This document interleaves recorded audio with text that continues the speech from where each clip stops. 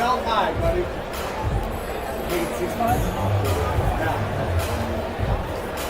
The NCAA sponsors 92 national championships and 24 sports across the divisions each year. Each year, the national student plays in the game and in the classroom.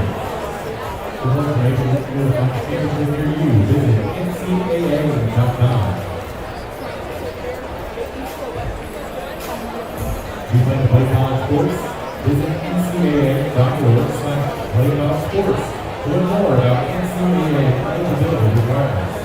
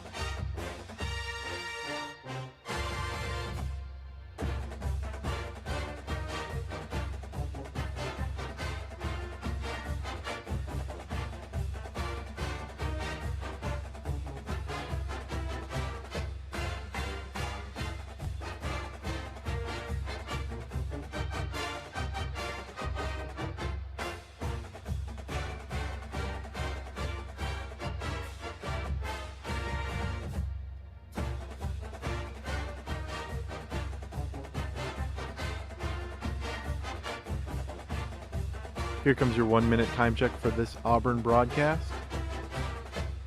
Mark.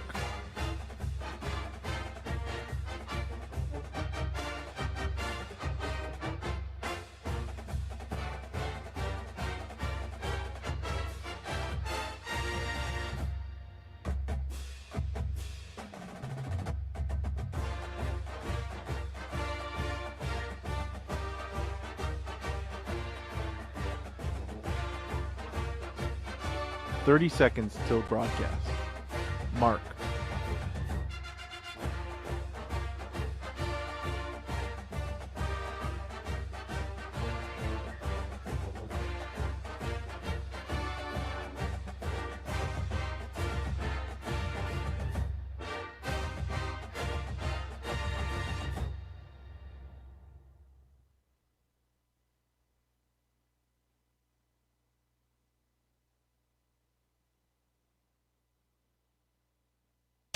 From NCAA Regionals at Plainsman Park, Auburn baseball is on the air.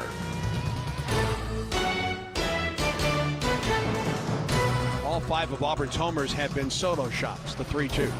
And there's another, deep and high to right as the rain comes down, and so does that one. A home run to right by Fralick. The heavens opened up when Fralick bombed it to right. Cormier in the rocker. He delivers. Struck him out. Swing it. Holy cow. Ground ball to the shortstop. McCrane charges, fields, throws. That's a winner for Auburn. And the Tigers and Milwaukee will play a Game 7 today to move on to the Super Regional. Coming up, starting lineups and our exclusive conversation with head coach Butch Thompson. This is the leadoff show. Here's the voice of the Tigers, Andy Burcham. Yesterday, last night, and this morning was special. Needing to win twice to stay alive in the NCAA Regional, Auburn did just that. 9-3 over UCF and 8-1 against Milwaukee. Game 1 was delayed by 3 hours with 2 more weather delays during the contest. The day ended at 1 o'clock this morning. Game 7, winner take all of the Auburn Regional, is next. Good evening in War Eagle from the Rod Bramble at Home radio booth at Plainsman Park. With Brad Law, Jacob Hillman, and Quinn Burkeen in our Skyview Auburn studio. I'm Andy Burcham. Auburn smacked 6 home runs against UCF. Cade Ballou hit a pair. Alex Petrovic notched his 10th win. Ryan Hetzler worked the final 3 innings for the save. Game 2 against Milwaukee didn't begin until 10 p.m. Hetzler made his first start of the season, going 4 innings, allowing a run. In his 2 games, Hetzler worked 7 innings and gave up just 1 run, striking out 11.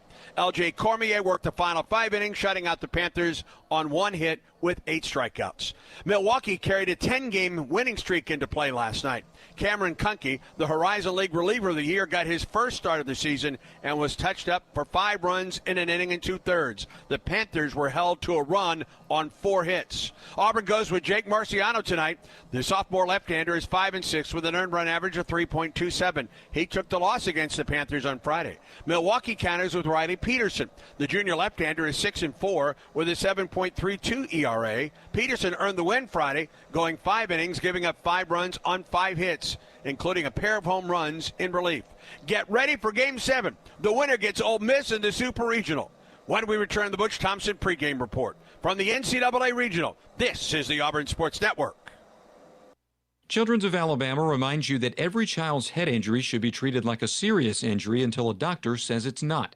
The CDC estimates some 4 million sports and recreation-related concussions occur each year. Even a minor fall or collision may be a concern. Symptoms typically include headaches, unsteadiness, confusion, or sleepiness. To find out what to do in case of a suspected concussion, visit childrensal.org/concussion and always dial 911 in case of an emergency.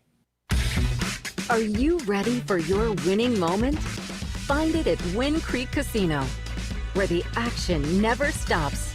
Hottest games, loosest spins, more ways to win. We've got the highest payouts and the most epic rewards. At Wind Creek, there's a win waiting for you around every corner. Wind Creek Casino. Find your winning moment. Gambling problem? Call 1-800-GAMBLER. Here's a clip from a recent Talking Tigers podcast with Andy Burcham.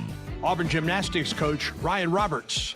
The facility that we have has every landing surface, every safety thing you can have, every training tool. So not every college has that. Right. So of course that's going to be something that athletes want to see, because I mean if they don't have a elite high class facility, it could hamper training a little bit. But at Auburn they have everything that we need here, and then the support and the resources as well. I mean, it's second to none. Yeah. I think that's a huge aspect when gymnasts are high-performing individuals and they want to continue to progress and they want to go somewhere where they know they're going to continue to get better and better and not stay the same or degrade. New episodes of the Talking Tigers podcast are released Mondays wherever you listen to podcasts. Subscribe to the Talking Tigers podcast exclusively from the Auburn Sports Network.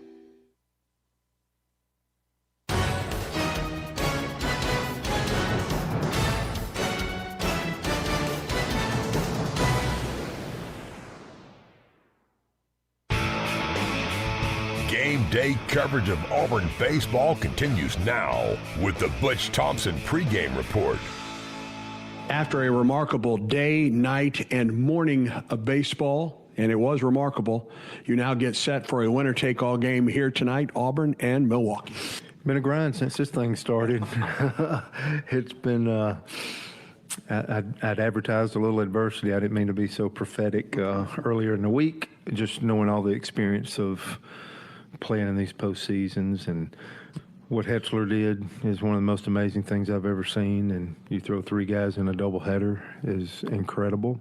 Really, after our pitching staff for the first time all year, back-to-back games, they just give up more runs than they have the whole year, and it's like I didn't even know what team I'm looking at. And then the offense did such a good job, especially game 2, to keep us in the tournament. And then the pitching showed up yesterday, Petrovic, and when the day started, that second inning with the bases loaded and 1 out, and the ball that took Guevara to the bag, was a moment. And we got to be locked in for those. And from there on, it got good. But you feel like that, man, it was on right from the jump street. He settled and gives you 6. And then back to Hetzler, 3 innings to finish a ball game. And it's like, I feel great. So we start him after an hour or so. Getting into the next game, and for him to go 4 innings, over 100 pitches, just incredible of his impact. We really do a pretty good job with our arms all year, and understand there's going to be moments where you're going to have to do some goofy things or have to throw twice. Cormier came right behind Hetzler and dropped in the 5th inning, I think. Gave up a big home run against Milwaukee in the first game. That was, really put that game out of reach for all intents and purposes at the time. And he was masterful. He absolutely followed the momentum by Petrovic and the momentum that Hetzler created, and I really hope that happens today because Cormier got us all the way to the finish line and gets us set up for a championship Game 7 here on Monday. Let me tell you another group that was engaged all day and spent all day at the ballpark, the Auburn family. That is engaged an Auburn family crowd that I've seen all season long. Yeah, and I think our players said it best. You know, you and I have conversations, and it's all accurate and truthful. I think it's even more powerful in some of the interviews I heard with the players after the game. Freilic's hanging on everything. Hetzler gives his outings, his ability to be able to finish a game in relief and start a game. They absolutely give props and credit to our fans. I mean, there's no stronger statement or anything I can articulate when Ryan Hetzler and Chase Freilich said it best. Everybody's pitching staff is stressed at this point when you're to a Game 7. So how do you look at it tonight from Auburn's perspective on the mound? Yep, we're coming right back with Marciano. He come out in the second inning. Cormier did a good job of redeeming himself, and Marciano's been not good but great for us all year. And I really think his toughness and some adjustments and some intent and our guys being behind him will make a difference today. Not going to get out of here if Milwaukee beats us. They're going to have to walk through Jackson Sanders, so he'd probably be the first line of defense. And then go from there. Maybe a little velo gives them a little bit of hiccup or something. We'll see where we get to. But all those guys that threw, like Kulik and Johnston and Chancellor, those seem to be the next three guys. But it feels like, can Marciano and Jackson Sanders, where are we at after those two guys is kind of how we're walking into this thing from meeting, from gut, from computers, from going to psychics, where we draw from every box, and this is what we've come up with. And those things are big to me because those are the impact we have on the game. The players are going to play the game and want that offense to stay hot because probably whoever wins it really starts, keeps up the ability to score runs today. Milwaukee did that to the tune of 26 runs the first two games they played in this tournament. I mean, we've really done it pretty much, every game, been competitive offensively, but being present, staying in a moment, got to keep playing good offense up and down the lineup. And I know we sat here and talked about the pitching a little bit more, but the Freilichs, the Bingamans, the up and down the lineup, just an amazing job of playing offense and getting some timely hits last night. Let me give you a couple guys down at the bottom of that order that have been given an opportunity in the last couple weeks and have really come through for you. One is Cade Ballou in center, and then Taylor Belza down at that DH role for you. Yeah, two left-handers, two very talented. It's always in Cade, never. I'm a forever believer. He has so many memories in his career here that you're just waiting, and every time you cycle him in, is it time to hook it up? And the timing's been great for this tournament, and I want him to finish strong. And it's not just, he gets a bunt down, he's hit the 2 or 3 home runs, but man, he went in right center field and caught a ball against the wall that I know saved 1 or 2 runs yesterday. Just complete. That's the Cade Ballou we've seen when he's locked in playing that good baseball. And then Belza hits one over the batter's eye last night. Just young player. Again, still so many young players impacting, but those two guys have done an amazing job for us this week. How do you handle your message to your ball club? There have been so many ups and downs, not only in this season, but just this weekend now.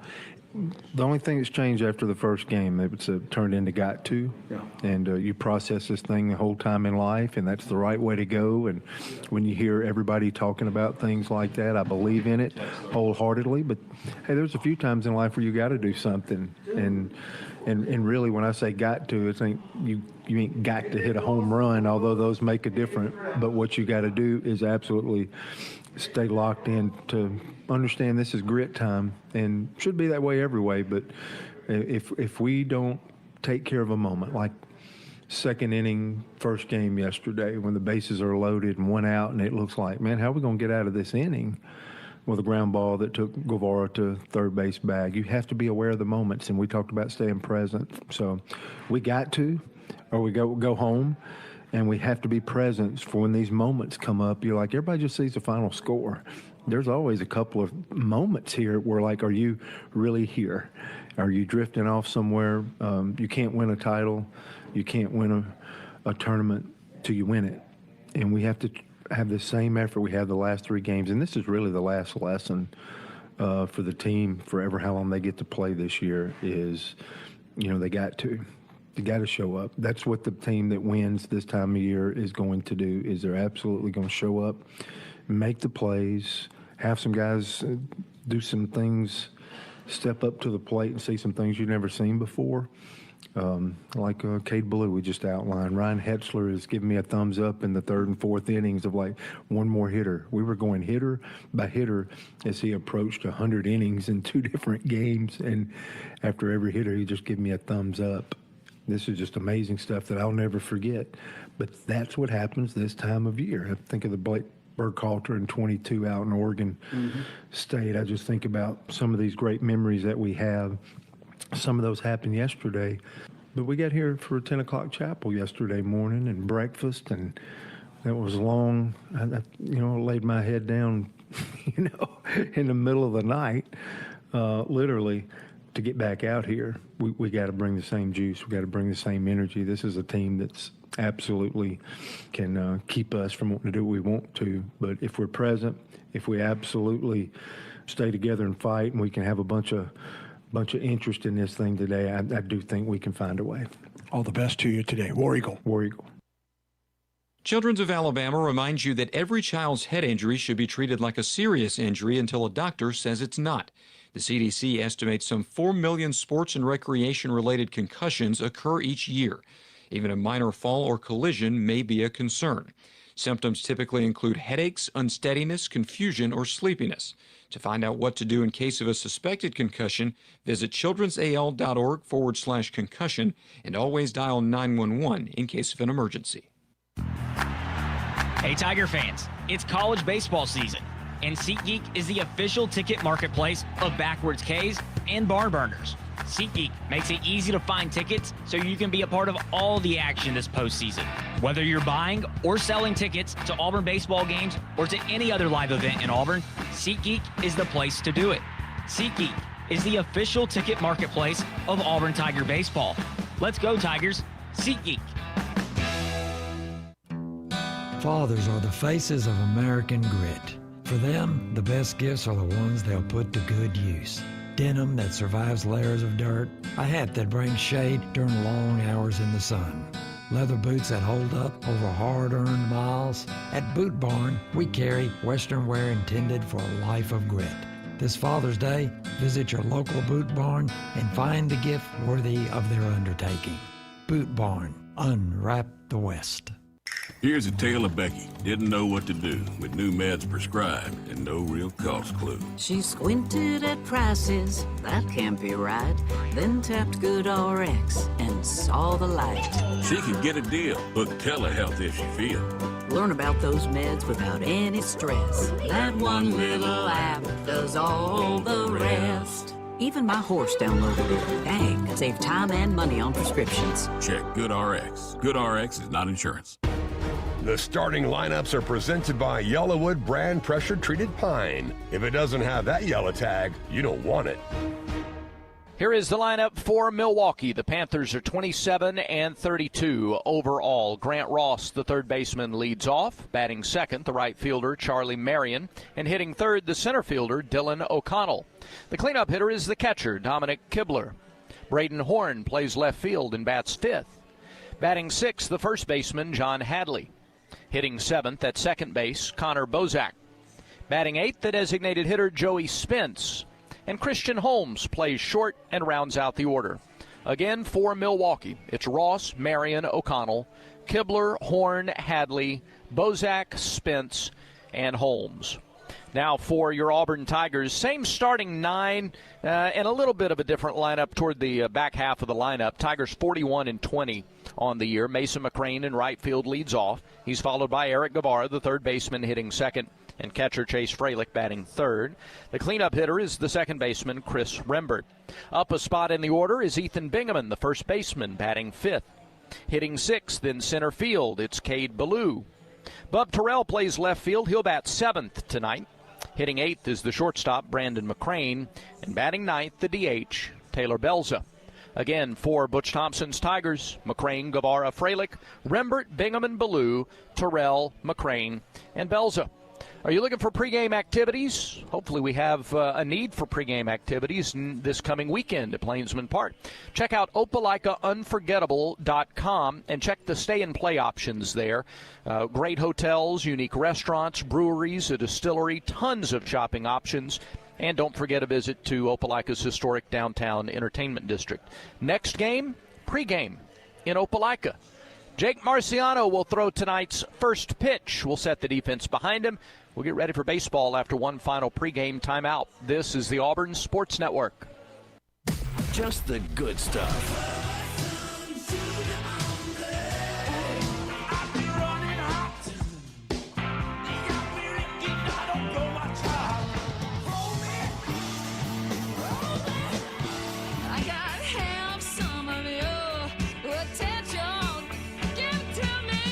And only the good stuff. Classic hits. Wings 94.3. In 1977, Ford F-Series became the best-selling trucks in America. 33 million trucks later, we've kept that title every year since. And that's a formula we plan on repeating. Ford F-Series, built Ford tough. The best-selling trucks in America for 49 years and counting. Based on 1977 to 2025 calendar year industry reported total sales. Let's be honest, senior living shouldn't feel senior, and it's definitely not all about yelling, bingo! At Atlas Senior Living, we focus on great care, great people, and yes, great days. And no one telling you you can't have dessert before dinner. Well, maybe once. And with locations throughout the Southeast, chances are there's an Atlas community closer than you think. Atlas Senior Living, exceptional care, even better living. Visit atlasseniorliving.com to find a community near you and schedule a tour today. Are you ready for your winning moment? Find it at Wind Creek Casino, where the action never stops. Hottest games, loosest spins, more ways to win. We've got the highest payouts and the most epic rewards. At Wind Creek, there's a win waiting for you around every corner. Wind Creek Casino. Find your winning moment. Gambling problem? Call 1-800-GAMBLER.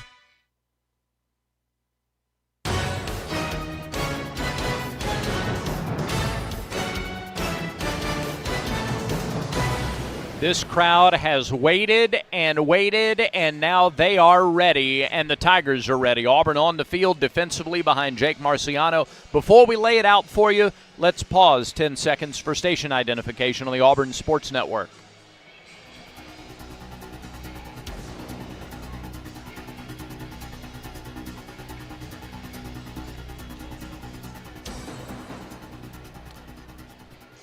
Marciano, sophomore lefty, 6'3", 180, transfer from Virginia Tech. He's 5-6 with a 3.27 ERA. Bub Terrell in left, Cade Ballou in center, Mason McCrane in right. Along the infield, Guevara at third, McCrane at short, Rembert at second, Bingham at first, Frelick behind the plate, and Marciano ready to deal against Ross, Marion, and O'Connell. And to get us started on championship Monday night, voice of the Tigers, Hall of Famer, Andy Burcham. Brad, thank you very much. First pitch weather brought to you by Jackson Services. When your comfort quits, Jackson Services shows up. Heating, air, and plumbing done right the first time. Family owned since 1973. Call Jackson Services today. Feel the difference. Jackson Services, delivering comfort, creating trust. 69 degrees at game time tonight. Cloudy skies overhead. We've had a 3-hour weather delay. Wind out of the south at 6 miles per hour. As Marciano gets ready to face Ross in the championship of the Auburn Regional, and the first pitch is fouled back. That follows the script for Ross in that leadoff spot. Their first three have combined for 14 hits over the 3 games of this weekend so far. Marciano from the left side of the rubber, winds and fires. Upstairs, tried to hold up, he did. A ball and a strike. The umpires tonight behind the plate. Travis Carlson, Eddie Newsom down at first, Grady Smith at second, and Blake Felix is at third. 1-1 the count to Ross. Wind of the pitch. Strike called on the inside corner. Took something off of that one. 1-2.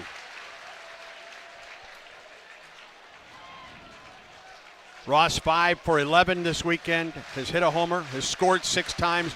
Driven home 5. 1-2 pitch. Fouled back here. Count remains a ball and 2 strikes. And I don't know where you could fit any more people in this ballpark. I feel like an attendance record's going to be broken tonight. Certainly the potential there with the extra seating, and it is a packed ballpark tonight for this championship game. Here's another 1-2. Left it upstairs, 2 balls and 2 strikes.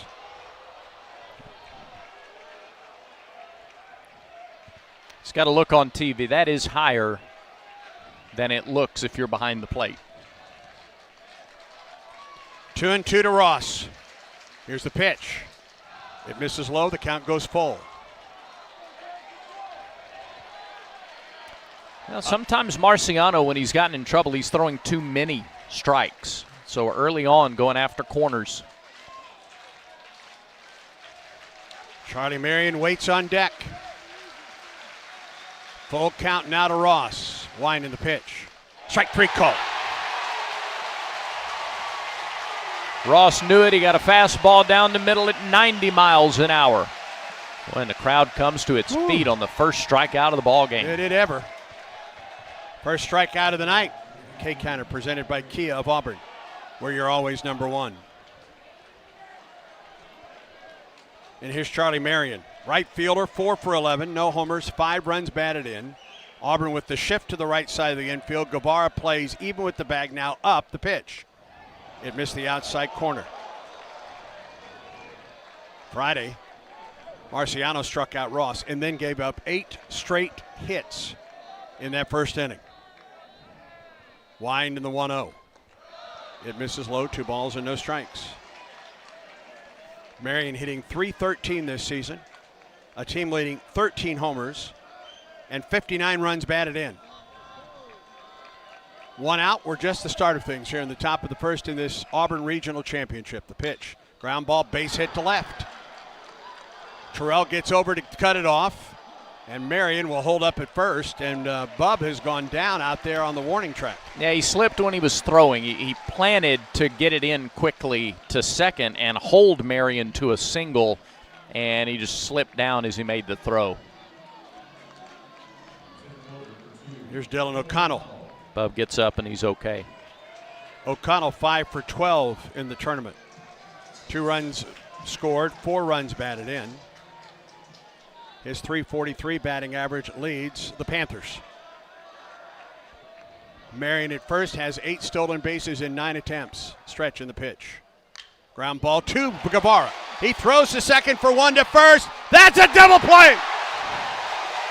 5, 4, 3. Inning over. On the very next pitch after the hit. No runs, a hit, no errors, and no one left. Auburn comes to the plate in the bottom of the first. This is the Auburn Sports Network. Alabama Power is here for you when big storms hit, but we're also here for the little things. We're there to get the coffee started, to make sure everyone's ready for school, for midday dance breaks, and evening entertainment. We're also there to help you save on all that energy with easy-to-use tips, tools, and efficiency programs. So enjoy these moments. Kids, movie night. And we'll do the rest. Visit alabamapower.com and follow us on social to learn more. Hey, Tiger fans, it's college baseball season, and SeatGeek is the official ticket marketplace of Backwards K's and Barn Burners. SeatGeek makes it easy to find tickets so you can be a part of all the action this postseason. Whether you're buying or selling tickets to Auburn baseball games or to any other live event in Auburn, SeatGeek is the place to do it. SeatGeek is the official ticket marketplace of Auburn Tiger baseball. Let's go, Tigers. SeatGeek.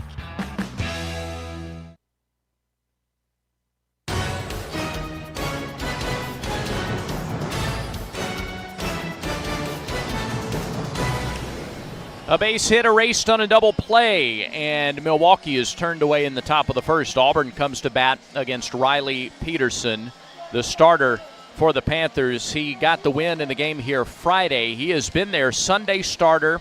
He has won Horizon League Pitcher of the Week honor to his name this year. Peterson, a lefty, 6'1", 185, out of Verona, Wisconsin. A junior, Peterson is 6-4 with an earned run average of 7.32. 67 2/3 innings, 73 hits, 55 runs, 25 walks, 73 punch-outs. Teams are batting .279 against him. He gave up 5 runs on 5 hits, including a couple of home runs in his 5 innings here Friday. Defensively, Braden Horn in left, Dylan O'Connell in center, Charlie Marion in right. On the infield, Grant Ross at third, Christian Holmes at short, Connor Bozak at second base, John Hadley at first. Dominic Kibler's been the DH the first 3 games for the Panthers. Tonight, he's the catcher. Kibler catching for Peterson, and for Auburn, it's McCrane, Guevara, and Freilich to get it started. Mason 6 for 17 in the tournament. Scored 6 times. He's driven home 4. He's hit a home run. As a team, Auburn is hitting .276. That's incorrect. Auburn is hitting .282 in the postseason, and McCrane goes after the first pitch and fouls it back. And .302 in the regional. That's what I was looking for. Thank you. With 15 homers in this tournament. McCrane has one of them. Open stance from the left side, facing the left-hander, Peterson. Here's the wind and the pitch. That one ducked low, and McCrane held up. Close. Butch Thompson mentioned sometimes you got to do different things, funky things in the postseason. Peterson has not had a span this year of this short of rest. 1-1. Ground ball to the second baseman. Bozak charges and throws to first for the out. The fastball kind of handcuffed McCrane a little bit. Didn't get much behind the swing. 1 down for Eric Guevara. Auburn's third baseman, 3 for 13 in the tournament. Has scored 3 times, driven home 6. He has walked 5 times in this regional. Third baseman Ross close to the bag over there. The pitch. Guevara swings and misses, comes up empty on a fastball at 90.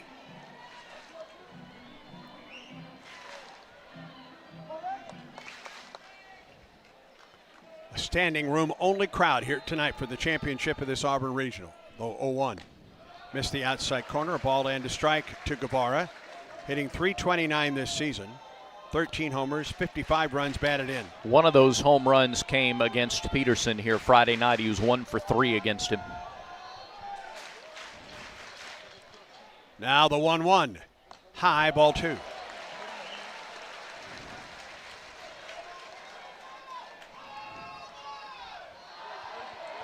Seen a more patient Eric Guevara this weekend. He's drawn 5 walks. 2-1 pitch to Guevara. Strike call. 90 on the heater.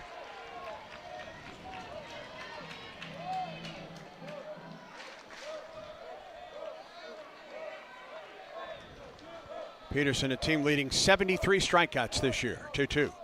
There's almost had 74, but Guevara got a piece of it in and out of the glove of the catcher Kibler.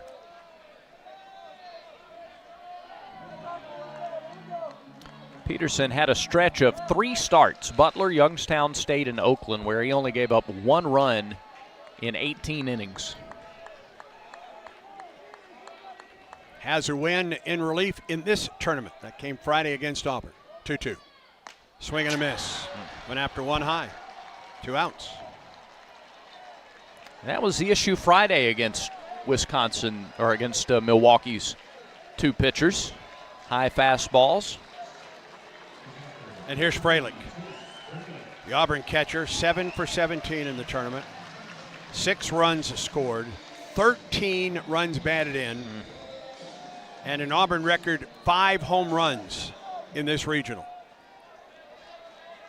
19 to lead Auburn with 58 runs batted in. Pitch on the way. Strike called on the outside corner. 22% of Chase's RBIs for the entire year have come in the regional. Takes up a good push into that left-handed batter's box, awaits the 0-1. Strike two. Peterson in this first has done a good job of filling up the strike zone. You want to run that pitch count up if you can because he's coming in on short rest. He hasn't needed many this inning, only 11. Only 3 balls. 0-2 pitch to Fralick on the way.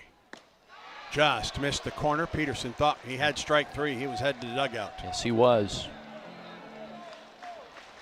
A 1-1 count to McCrane, 2-2 to Guevara, 1-2 to Fralick. He's gotten ahead.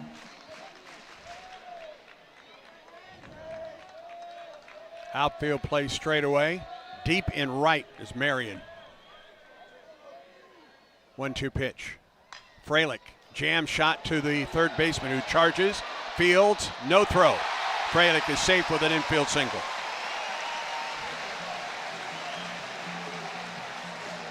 Absolute jam shot. Fisted it out there very softly, and Peterson was in no position to try to make the play. Almost impossible for Ross. That was right down, almost on the handle. But Fralick at first with an infield single. And here's Rembert. 7 for 19 in the tournament. Has scored twice, has driven home 2. Fralick, a short lead at first. Peterson stretches and pitches. High, ball 1. Yeah, if Auburn can see it up and lay off of the pitches that are too high, that'll put them in a good spot.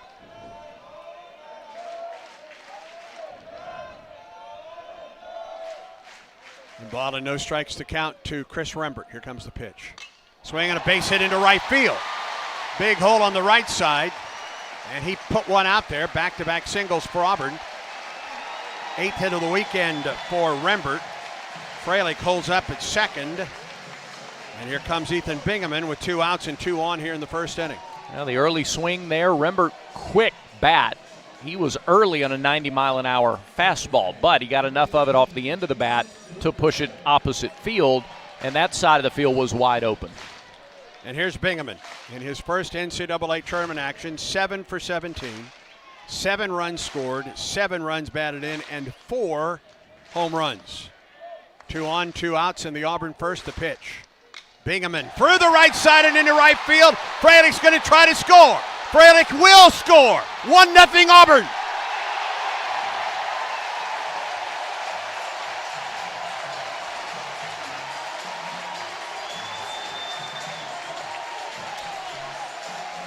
Bingaman drives home his 8th of the tournament. Went the opposite way like Rembert. Well, the chess match here. They want Peterson. Of course, Peterson wants to get as many outs and innings as he can eat up tonight. He's throwing strikes.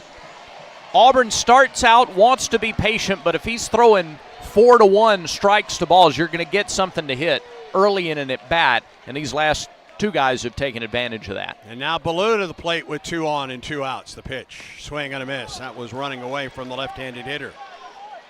Cade is Auburn's leading hitter this weekend. He's 6 for 13 in the tournament, 7 runs scored, 6 runs batted in, and 3 home runs. 1-0 Tigers on top. Bingaman at first and Rembert at second as Peterson comes set in the pitch. Outside low. 1 ball and 1 strike to Cade Ballou, moving up in the order tonight. Batting behind Bingaman. 3 straight base hits for Auburn here in the bottom of the first, all coming with 2 outs and nobody on. Here's the 1-1. High, ball 2. See it up. Rembert did a good job of that. Now Cade has done it. Outfield play straight away. Infield back with 2 outs. Pretty good hold on the left side of the infield if Cade can take one the opposite way.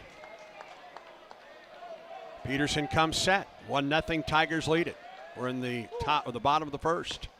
And there is ball 3. Just missed the outside corner. I was going to say you could really do damage if you drop a late bunt down right here and force them to make a decision. Not 3-1, though.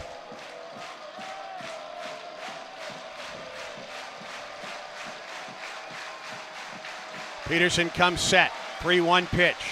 Blue goes after one that sweeps away, and the count is full. Well, he's gotten swings and misses on that pitch twice. I would not be surprised if he sees it again. Rembert from second and Bingaman from first will get the early jump on a 3-2 pitch with 2 outs to Cade Ballou. Peterson works up the left side of the hill. Here's the pitch. Ground ball to the right side. Second baseman Fields flips to first, and Ballou is retired. And Auburn is retired in the first. A run on 3 hits. No errors and 2 men left for Auburn. We go to the second in this NCAA Regional Championship game. Auburn 1, Milwaukee 0. And Auburn baseball continues in a moment. Alabama Power is here for you when big storms hit, but we're also here for the little things. We're there to get the coffee started, to make sure everyone's ready for school, for midday dance breaks, and evening entertainment. We're also there to help you save on all that energy with easy-to-use tips, tools, and efficiency programs. So enjoy these moments. Kids, movie night. And we'll do the rest. Visit alabamapower.com and follow us on social to learn more. Looking for legendary wings, mouth-watering burgers, and unbeatable pizza for your next big event? Baumhauer's Catering is here to satisfy your cravings. From tailgates, birthdays, to office lunches and weddings, boost your event with delicious flavors of Baumhauer's Catering. We offer pickup or delivery, or choose our full-service catering that includes setup and staff. Don't have space for your big event? We can even host you in our dedicated party space. Baumhauer's Victory Grill Catering. Legendary flavors, zero hassle. War Eagle. This is Coach Butch Thompson. Back to more baseball on the Auburn Sports Network. Auburn mounted a rally with 2 outs and nobody on. Scored a run on 3 hits. Through 1, Auburn leads it by a score of 1-0. Tonight's second inning is presented by Auburn Bank, champions of you. You're looking at the pitch counts for the first inning. Marciano threw 11, and Peterson was rolling right along, but Auburn got those 3 hits in succession. They worked him into 21 pitches in the first inning. And a 1-0 lead. Marciano will face the catcher, Kibler, Horn, and Hadley here in the second. The winner of this regional will play Ole Miss this coming weekend. If it's Milwaukee, they're heading to Oxford. Yep. If it's Auburn, Ole Miss is coming here. There are 3 regionals that are still in the process of being determined. USC and Texas A&M are underway top of the second in College Station, and they're in the 10th in Morgantown. West Virginia and Kentucky are tied at 5. Dominic Kibler will lead it off, the catcher. Pitch on the way. A little bit high to Kibler. Kibler is 1 for 10 in the tournament. A couple runs scored and an RBI. Batting .307 on the year with 11 homers. And a team leading 60 runs batted in. Yeah, he was up around .330 going into their conference tournament. Here's the 1-0. Strike call on the outside edge. Kibler went 1 for 10 in the Horizon League tournament. He's gone 1 for 10 so far this weekend.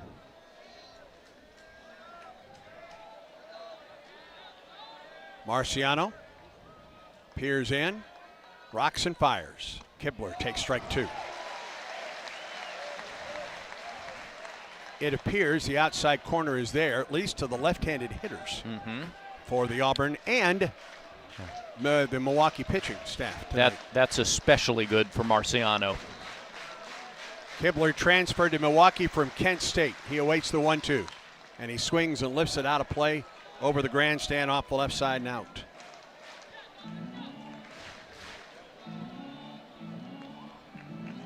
.5'8", 190, a junior from New Berlin, Wisconsin. Now back in the box. Pitch clock down to 10. Here's the pitch. Up and in. 2 balls and 2 strikes.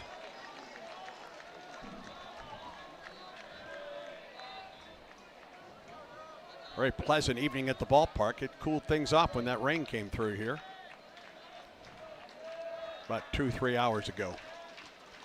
2-2 pitch. Kibler fouled it back on a fastball. Well, and the officials got ahead of it today. A really good job to get ahead, communicate clearly to everybody so that everybody could adjust their plans, and we could be well clear of a storm that knocked power out for a lot of people around the central part of the state today. Another 2-2 to Kibler. Swing and a miss. Went to the outside corner. Second strikeout for Marciano. The K-Counter presented by Kia of Auburn, where you're always number one.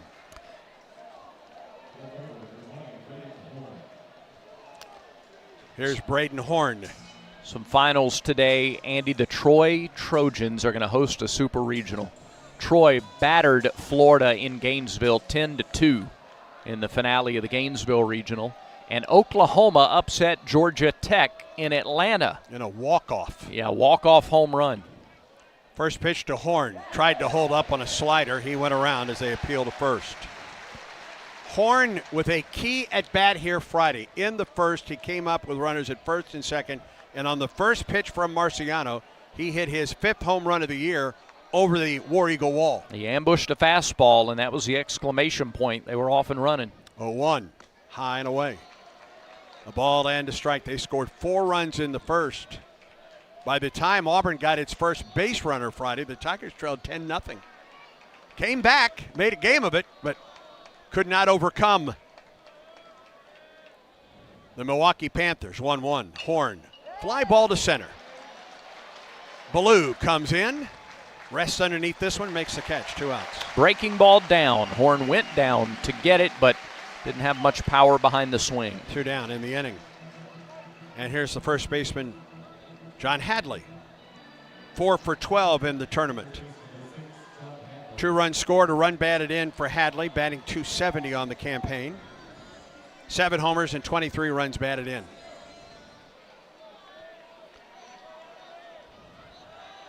Tall left-handed hitter with 2 outs in the second. The pitch. Strike. Yeah, if that outside corner is there for Marciano, it really opens up his entire arsenal. He works left and right, up and down. That corner away to lefties is critical. Now the 0-1. That one missed low. 1 ball and 1 strike to Hadley. 7 out of 8 stolen bases. Milwaukee 27-32. Winners of the Horizon League tournament. 1-1. Strike. Outside corner again to the left-handed hitter. And then Milwaukee came in with an 8-game win streak, won the first 2 games of this tournament, scoring 13 runs in the first 2. Auburn held the Panthers to 1 run in that elimination game for Auburn last night. 1-2 pitch to Hadley. Missed the corner. Didn't miss it by much. Yeah. And if he's consistently getting that corner, Milwaukee's hitters are going to have to start looking out a little more, and that's when Marciano busts that inside corner with a fastball. A long line of John Hadleys. He is John Hadley the 6th, the waste the 2-2. Line drive up the left field line. That is fair. That will get into the corner. Hadley around first base. He digs for second, and he's in with a 2-out double, his 8th of the season. Fine piece of hitting by Hadley to go away from the shift and into the left field corner. Both of their hits have come against the shift. Lefties going the other way. A hard hit ground ball past Guevara from Marion last inning, and then there Hadley got some air underneath it down the left field line. Didn't try to do too much. So 2 outs for Connor Bozak. Milwaukee second baseman is 0 for 9 with 3 runs scored in this regional. And that was another instance. Marciano went back to the outside corner. Hadley was looking there, just reached out and took it where it was pitched. Pitch to Bozak is a strike to the right-handed hitter on the inside corner. He's batting .213 this season, a homer and 4 runs batted in. Bozak getting his 12th start of the season tonight. 0-1. Swinging a foul tip, and that got Freilich as it bounces up the third base line.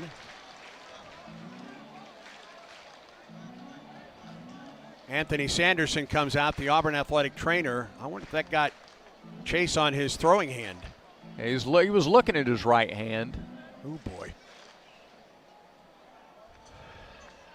And that's where Anthony's looking. Butch Thompson joins his catcher and his athletic trainer. Carl Nonamaker comes out as well as Anthony Sanderson works on the right hand of Chase Freilich. It was a foul tip from Bozak that got the Auburn catcher.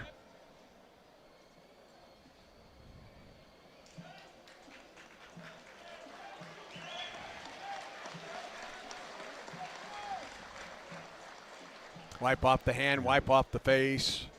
Freilich, a Buster Posey Award finalist. Yep.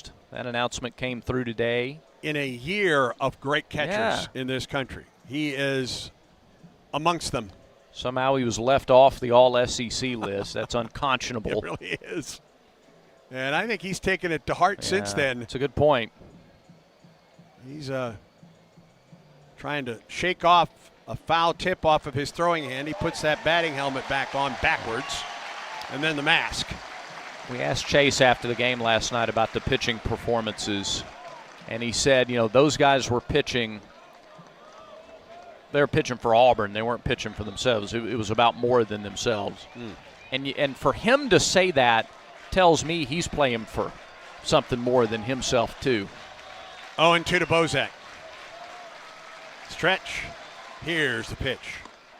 Just missed the inside corner.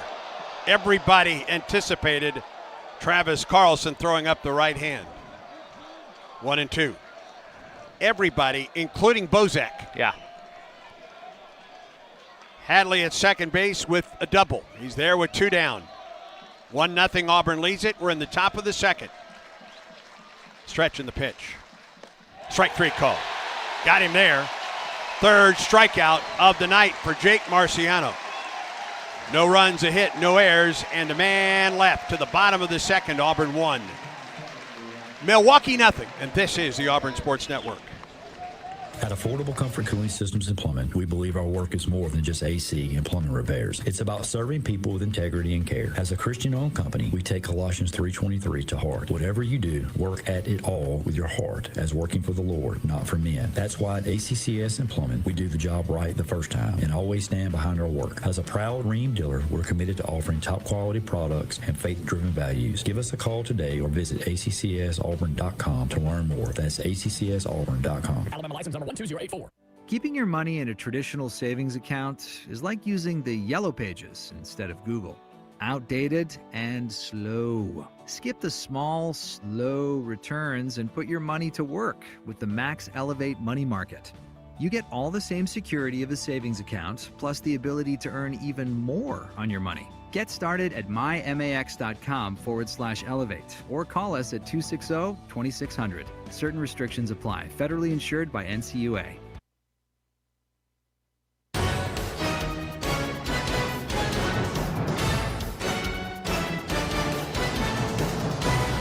Bottom of the second for Auburn. Bub Terrell, Brandon McCrane, and Taylor Bells at the bottom 3 in the order. Tigers lead 1-0. Auburn baseball is brought to you in part by East Alabama Health. With their spacious cancer center, patients can make cancer a distant memory instead of a distant drive. And that's why East Alabama Health is Auburn's home field advantage. With Brad Law, our in-booth producer, Jacob Hillman, and Quinn Burkeen in our Skyview Auburn studios. I'm Andy Burcham, glad to be with you on this Monday night, championship night of this Auburn Regional. If the Tigers can prevail for the first time in the history of mankind, there will be 3 super regionals in the state of Alabama. There's never been more than 1 at a time. Yeah, that's right. Yeah, Alabama's going to host St. John's. St. John's beat Florida State today to win the Tallahassee Regional. Troy will host Little Rock. Trojans hammered Florida in Gainesville. Bub Terrell leads it off. He swings and drives it deep into the night to right. Is it deep enough? Marion at the warning track makes the catch in front of the bullpen. That's just not fair. Woo! Just got under it a tick. 1 out. Fans are coming to their feet for Bub Terrell. He's 1 for 18 in this tournament. This group, man, this fan base. Yeah. And by the way, when Bub breaks out, oh my goodness, it's not going to be quiet. It's a good thing that there won't be a dome over this stadium. Right. All right, here's Brandon McCrane. He shows bunt, pulls the bat back, and takes it outside for ball 1. McCrane trying to get things started. He's 1 for 14. Had a good season for Auburn, batting .328, a homer, 28 runs batted in. And Auburn's everyday shortstop, 1-0. Down the middle, at the knees, a ball and a strike. Yellowwood Scoreboard, West Virginia walks off Kentucky in the 10th inning in Morgantown. So the Mountaineers, the overall 16 seed, will host Cal Poly in a super. 1-1 pitch. Just missed inside, maybe a little low, 2 balls and a strike. Boy, that's a culture clash. Yeah, that's a great point. I think those guys from San Luis Obispo know what they're in for. 2-1 pitch. Good swing, and he fouls it back here. Wait till they start burning couches. Yeah. Boy, it has been a wild and crazy first weekend of NCAA oh my tournament goodness. action. The 1 and 2 overall seeds are out. 2 balls and 2 strikes to McCrane, 1 out, bottom of the second. Here's the pitch. Loops 1 into center. O'Connell coming in, makes the catch, 2 down. He reached for that one, that 2-2 pitch. And 2 outs now for Taylor Belza. Inserted in the lineup is Auburn's DH. That really had become a struggle over the last 2-3 weekends of the regular season, that DH role. And Belza has settled in nicely. He's 4 for 12 in the regional with a homer. 6 runs scored and a couple runs batted in. He bats with 2 outs and nobody on. Third baseman plays up, and Belza takes strike 1. You have 6 SEC teams that have won regionals and 2 others that are in action right now, including Auburn, that have a chance to do that. You could have as many as 8 SEC teams in the supers. 0-1 to Belza. Watches that one sail low. A ball and a strike to the Auburn DH. One of Auburn's backup catchers as well. Well, never forget the game he had when he was pressed into duty at Florida. That's right. It was a pivotal game, a pivotal win for Auburn in that weekend, the 1-1. In there for strike 2. Got a high strike call there. Yeah, Freilich was hit by a pitch, had to come, I think it was hit by a pitch. Yeah, had to come out of the game. Steele was already in as the DH. Right. 1-2 to Bozak. Got jammed and he fouled it up and out of play off the left side. Bozak had to come in at the start of an inning, and I believe it was the start, or was it in the middle of an inning? I think it was in the middle of the inning. Yeah.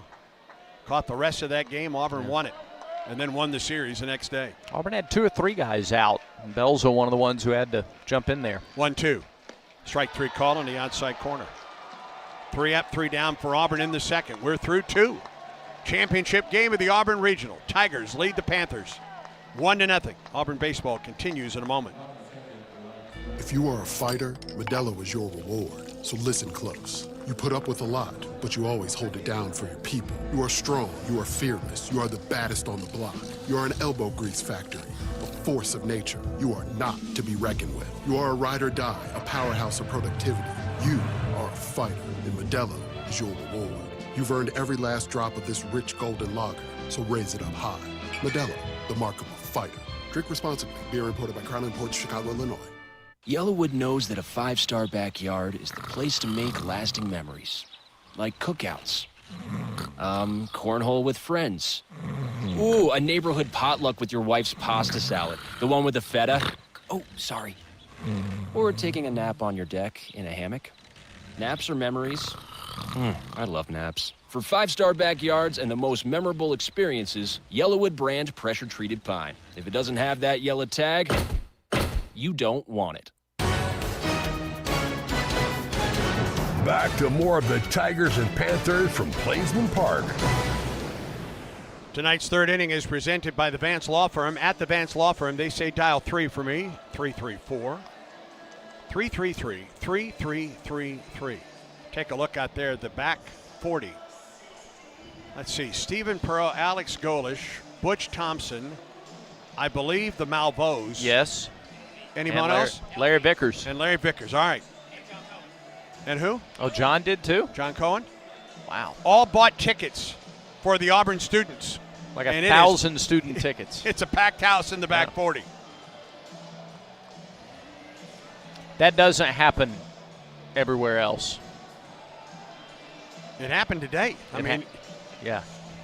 Yes, it happened from this morning Yes. on. But, I mean, you look at some other schools and some of their crowds for regionals. Not like this. Joey Spence, the DH tonight, leads it off here in the third. Pitch to him. Line drive into right field for a base hit. That's his 6th hit of the tournament. First pitch swinging for a single to right. First time tonight that Milwaukee's had the leadoff man on base. Tell you something else doesn't happen everywhere else. All those coaches we just mentioned, most of them are here in the ballpark tonight. Jordan Szabo is in the ballpark tonight. Alex Golish, Stephen Pearl, DJ Durkin's here. The Malveaux are here. And their children. Yep. All right, here's Christian Holmes, a leadoff single for Spence. Tigers lead at 1-0. We're in the top of the third. Guevara plays up at third. The pitch to Holmes. Fastball a little bit up.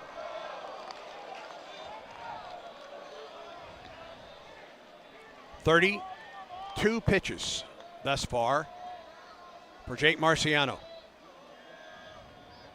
A long look in. Pitch clock down to 6 as he comes home. Swing, fly ball into center. Blue to his right makes the catch for the first out of the inning. Got it up the barrel toward the end of the bat. One down for Grant Ross. Ross a backwards K to open this ball game. That's the only full count, the only 3-ball count to which Marciano has gone. You like this early contact when it's not landing in grass. Spence at first, has 7 stolen bases on the season, and he gets his lead. Stretching the pitch to Ross. Up speed and upstairs, ball 1. Ross is 5 for 12 in the regional. 6 homers on the year with 27 runs batted in. 1-0, Auburn leads it. 1 out, runner at first, pitch. Swing on a foul. Back to the screen, went after a high fastball and fouled it back. Fastball at 88, and he had a good healthy cut at it.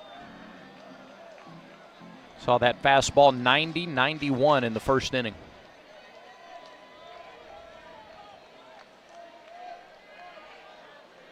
Marciano stretches the 1-1. Ross popped it up, left side. Shallow left. McCrane calls everybody off. Brandon near the line makes the catch for the second out.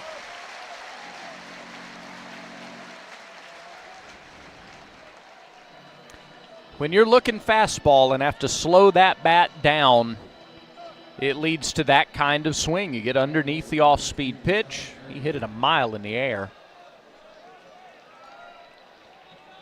Now 2 outs and Spence at first base. In the top of the third, Auburn 1, Milwaukee 0. And here is Charlie Marion, who singled up the left field line back in the first. Stretching the pitch. Fouled over the top of the Auburn dugout off the screen and caught. Is that Chancellor? I think so. Way to go, Abe. Nice work, Abraham. 0-1 to Marion. Out of Franklin, Wisconsin. Pitch on the way. Outside, a ball and a strike. Just how long can Marciano go? Same question for Peterson, the starter for Milwaukee. Yep, both guys pitched Friday. Marciano stretches. 1-1 to Marion. Just outside, 2-1. Marciano's outing was much shorter than Peterson's. It's by far his shortest outing of the year in terms of innings and pitch count. 2 balls and a strike to count to the right fielder for Milwaukee. Pitch on the way. Fouled back, 2-2.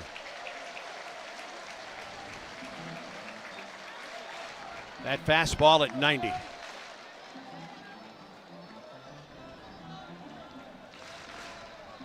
Spence on the first pitch of the third, singled to right. He's at first base now with 2 down. 2 balls and 2 strikes to Marion. Stretch, here's the pitch. Ground ball to the right side, down to a knee, Rembert, and it dropped. He didn't know where it was, and runners are at first and second with 2 outs. Well, Chris did a good job to go down to a knee to block the ball and stop it, because he had to go a little ways just to get to it. But then he thought he had it in his glove. When he came up, the ball didn't come with him. It just stayed on the dirt.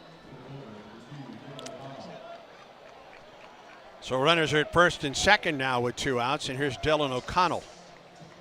Give Marion a hit on that. And Chase Fralick walks out to talk it over with his starter. 1-0 Auburn on top. You get a ground ball that you think should get you out of the inning. Fralick doing a good job to go out and make sure that Marciano's not rushed as he goes to work against O'Connell. O'Connell hit it sharply, but right at Guevara in the first for a 5-4-3 double play. With runners at first and second, O'Connell comes to the plate with 2 outs in the third. That ball was hit very sharply in the first inning, too. He got a good swing on it. The lefty Marciano comes home. Fastball upstairs. A ball and no strikes to O'Connell. Runners at first and second with 2 outs for Milwaukee. Tigers lead at 1-0. Stretch in the pitch. Swing and a miss. Down and in to the right-handed hitter, 2-2. Or excuse me, a ball and a strike.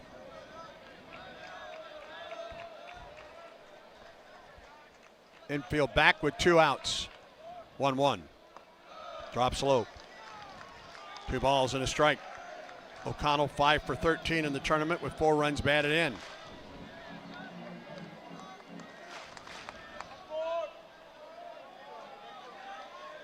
Stretch. 2-1 pitch. Drops in for strike 2. Off speed. I think he was looking fastball. Yeah, he gave him a rare changeup there. Just a great spot for it. 2-2. The crowd responds. 2 outs in the third. First and second. Here's the pitch. Upstairs, ball 3. That'll give the runners an early start. Spence from second and Marion from first.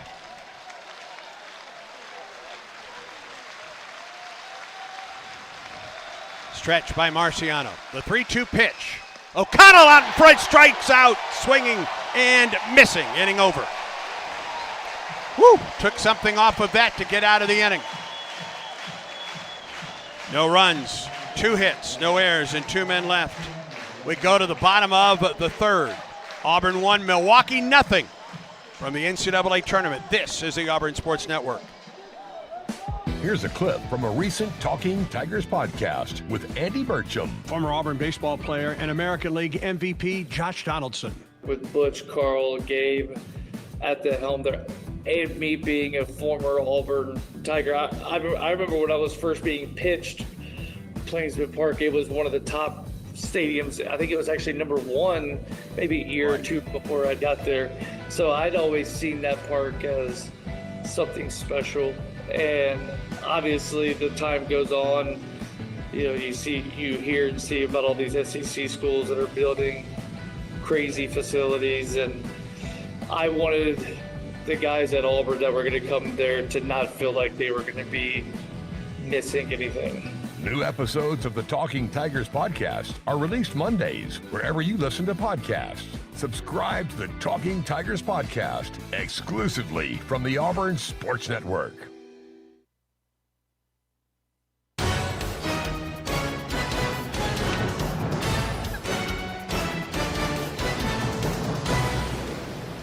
Milwaukee threatened in the top of this third inning. Got a couple runners on with 2 outs, but Jake Marciano struck out his 4th batter of the night to get out of the inning. And now Auburn comes to the plate in the bottom of the third. It's the second time through the order now against Ryan Peterson. 33 pitches for Peterson as he works to Auburn in the third. He will get Mason McCrane, Eric Guevara, and Chase Freilich. 1-0 in the championship game of this Auburn Regional. Longer the game goes, the more you want to have the lead, more the pressure sets in a little bit. Pressure and tension and stomach churning and shorter the fingernails get. Dry mouth and the whole thing. McCrane grounded out to the second baseman in the first. He leads off for Auburn in the third. Wind in the pitch. Drops low for ball 1. Shortstop shades up the middle. Second baseman Bozak on the outfield grass a couple steps. First baseman Hadley guards the line at the back of the infield. 1-0. Strike called in the outside corner. 1-1 to Mason. 6 runs scored, 4 runs batted in for the Auburn freshman right fielder. 7 homers and 39 runs batted in on the season. Now the 1-1. Just missed. And he held up 2 balls and a strike. Not only does Auburn have 15 home runs in the regional, Tigers have 8 doubles. They're slugging .683. 2 balls and a strike to McCrane. Wind and the pitch. Ball 3 inside. I think Mason thought that he was going to get something out. He kind of leaned over and almost was hit by that pitch. 3 balls and 1 strike to Mason McCrane. 1-0 Tigers. Bottom of the third. 3-1 pitch. McCrane chops it first base side. It's foul. Past the statuesque Sonny DeShera. 3 balls and 2 strikes.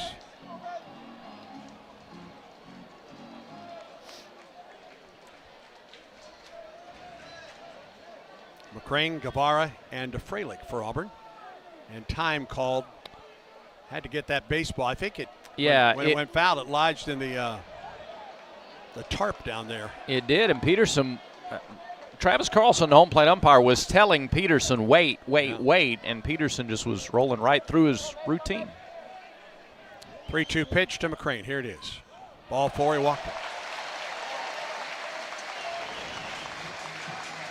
And like Milwaukee in the top of this inning, Auburn gets the leadoff man on base for the first time tonight. That is a good sign typically for Auburn. Yeah. And it has been all year. And now here's Guevara. A strikeout victim in the first. McCrane gets his lead at first. He has 5 stolen bases on the year. Stretch in the pitch. Eric pops it up. Right side of the infield. Second baseman underneath this one. And Bozak dropped it. McCrane's going to try to get to second. They flip there, and he is forced out.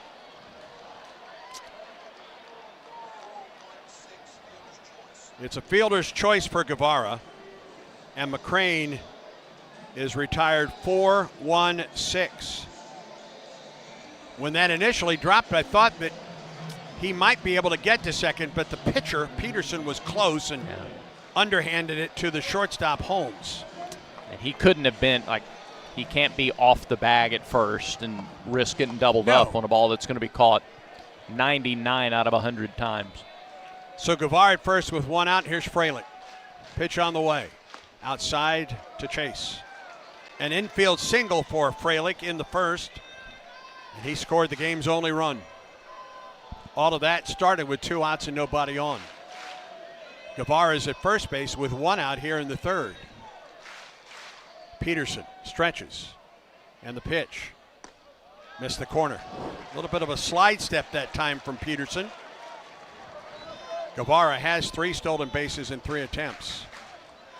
But wouldn't be out of the realm to start him with the way Freilich's hitting. And that'll bring Corey Bigler out of the dugout, the pitching coach, former Milwaukee great, drafted by the Pirates out of Milwaukee. Yeah, a lot of hometown roots with this team. The head coach and pitching coach both played for the Panthers. Sean Wegner is in his 3rd year at his alma mater. The head coach. And this is a meeting between the battery and the pitching coach. To your point, I could absolutely see him starting Guevara in a hit and run situation. Maybe a bunt and run situation. Well, let's if they're going to be in the shift. Yeah, let's look at the defense right here. It is a little bit of a shift. Yeah. But the third baseman's playing back and well off the line. Frelick could bunt his way on right here. Guevara gets his lead. Stretching the pitch. Ooh, outside corner, strike one. And another slide step. Peterson's done that a couple of times now to Frelick. And they may be doing that to try to cut down the time home to keep Guevara at first. Peterson is a lefty, and he comes set. Checks the runner, that's Guevara. Now the 2-1. Ball, high, strike call, 2-2. Whew, these last two pitches, a little bit uncharacteristic of the way Travis Carlson has called this ball game so far. And now a full shift with the third baseman going to play second. Although they do not back the second baseman up, he's still on the infield. Stretch. 2-2 pitch, runner goes outside. Throw to second base, safe. It gets into center field. There's nobody covering third base. They throw it in, and Guevara is safe. 4th stolen base of the year for Guevara. The ball skipped into center field with the shift on. Yep. They didn't have anybody covering the bag. The pitcher finally got there, but Guevara is safe at third base. Well, and because nobody was covering the bag until the pitcher came over, O'Connell couldn't throw to third, so he just sort of nonchalantly threw it back in to second. And the count is full now to Chase Frelick. Here comes the pitch. Frelick chops it to the right side. That'll score Guevara. Throw to first. 2-0 Auburn. Well, aggressive base running for Auburn. Yeah. Results in the Tigers' second run as Frelick hit it to the right side of the infield. No throw home, and Guevara's home, and Auburn leads 2-0. And now, and when Guevara went from first to third, now the objective of the at-bat changed for Frelick, and he knew it. Rather than trying to go left side or get it in the air, he knew all he had to do was get one on the ground to the right. Here's Chris Rembert with 2 outs. He swings and drives one into the right field corner. Long run for Mary, and he's there to make the catch on the warning track in front of the K corner. Auburn gets a run. No hits, 1 error, and no one left. We go to the 4th inning with the Tigers now on top 2-0 as Auburn baseball continues in a moment. Okay, class, let's begin. Psst, love your boots. I just sold a pair like that on eBay. Oh, really? Yeah, it took like 2 seconds to list, and they sold almost immediately. I've been selling everything lately. Some chunky boots, a faux fur coat I never wore, and a vintage chair that was more of an expensive clothing rack. You know, I actually bought these on eBay. Wait, are you Kitty Sell Stuff from Brooklyn? Okay, quiet, please. Find what you love, sell what you don't. eBay. Things people love. This is the story of the one who keeps multiple buildings running smoothly day after day. Plumbing that flows, HVAC that hums, cleaning supplies that keep surfaces sparkling. That's why she counts on Grainger. With easy reordering online and 24/7 support, Grainger helps her keep the products she needs on hand. So shelves stay stocked and buildings stay ready. Call 1-800-GRAINGER, click Grainger.com, or just stop by. Grainger, for the ones who get it done. This is Coach Butch Thompson. Back to more baseball on the Auburn Sports Network. We move to the 4th. Auburn on top 2-0. Before we get things started, let's pause 10 seconds for station identification on the Auburn Sports Network.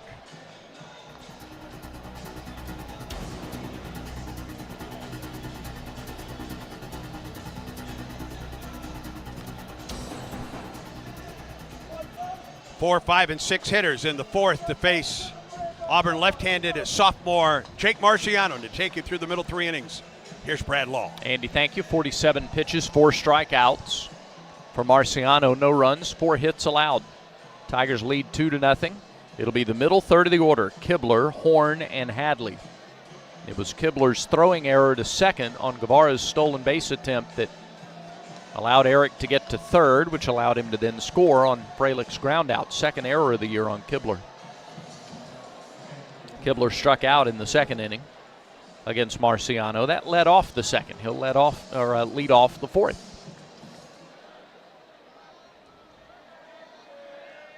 2-0 Auburn. Top of the fourth. Lefty. Marciano, right side of the rubber. Plants and fires and misses outside. 4-1. Marciano has gone to 2 full counts in the game, and he's gotten strikeouts both times. Pitch number 49 for number 4. Sophomore lefty. Fires. Swing and a miss. 1-1. In the only other regional championship game still in progress, they're in the 4th inning in College Station. Texas A&M leads USC 1-0. 1-1 to Kibler. Fouled up the left side, out of play. 1-2. He was under the off-speed pitch. West Virginia beat Kentucky 6-5, eliminating the Wildcats. Troy hammered Florida 10-2, eliminating the Gators. Oklahoma beat Georgia Tech 8-7 to upset the national number 2 seed. 1-2 to Kibler. Swing and a miss, strike 3. High fastball away from the left-handed hitter, and Kibler had no chance. He's down on strikes for the second time tonight. 5th strikeout for Marciano. K-Counter presented by Kia of Auburn, where you're always number 1. Braden Horn now to the plate. He hit it to shallow center his first time.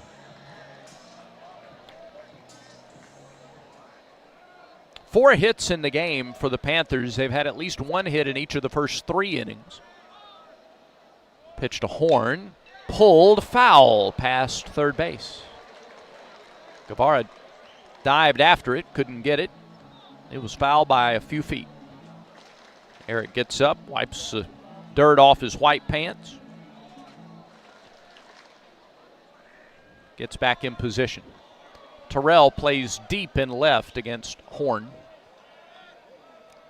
The other outfielders a couple of steps over toward left, playing him to pull slightly. 0-1 pitch. Ground ball, right side. Rembert dives, gets there, throws to first, safe. Whoa, Rembert had to go out into the right field grass. Really incredible that he got to that ball.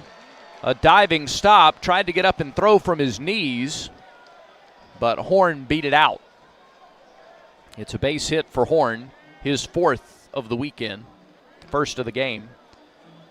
And again, base runners for the Panthers. They've had a hit in each of the first 4 innings. A double play wiped out a 1-out single in the first. Tigers turned a couple of double plays last night against UCF. Throw to first, runner is back. Horn has 5 stolen bases. John Hadley, the batter. He's 5 for 13 on the weekend. He doubled in the second. Went the other way, doubled down the left field line. Pitch, strike down the middle. 0-1. Outfield still plays him to pull substantially. He's got a lot of room in left were he to go that way. Marciano's 0-1 to Hadley. Off speed, fly ball center, well hit. Back goes Ballou, still going. Track, leaps, and he cannot bring it back. It's a home run for Hadley, and the game is tied. And Milwaukee busts out of the dugout to celebrate. Hadley taking Marciano to straightaway center field for a game-tying 2-run home run. Hadley's 8th home run of the season. RBIs 24 and 25. We got a brand new ball game in the top of the 4th. And Everett Tiefert is out for a word with Marciano. He's at 55 pitches. Jackson Sanders is working in the bullpen. And he's working in a hurry. For Milwaukee, their 4th home run of the regional. Hadley's first, but his 5th extra base hit. 5 of his 6 hits have gone for extra bases here at Plainsman Park this weekend. Got an 0-1 pitch, drilled it to straightaway center. Ballou gave everything he had there. He timed his jump and was just beyond his reach. So the meeting on the mound is over. Everett Tieford walking back to the Auburn dugout. New ball game in the 4th. They threatened in each of the first 3 innings. They left the tying run on base in the 2nd, left a couple of runners on base in the 3rd. Now here's Connor Bozak, the second baseman. First pitch to him, he shows bunt, pulls back, takes a strike, 0-1. Bozak, a strikeout victim his first time. He is 0 for 10 with 9 strikeouts in the regional.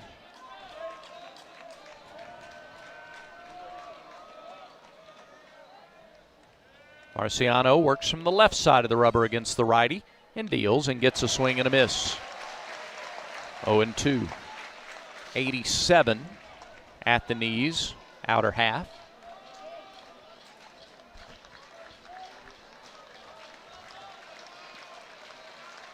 Seven on the pitch clock. Marciano glove up to his face. The pitch home. Swung on and foul tipped into the mitt. Strike 3. Strikeout number 6 for Marciano.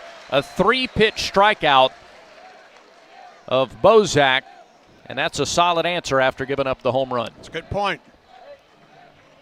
Gave up the 2-run homer to tie it. Meeting on the mound, came back and struck out Bozak on 3 pitches. Now here's Joey Spence. Spence, 6 for 13. He singled in the 3rd. He has 4 doubles in the regional. First pitch to him is low.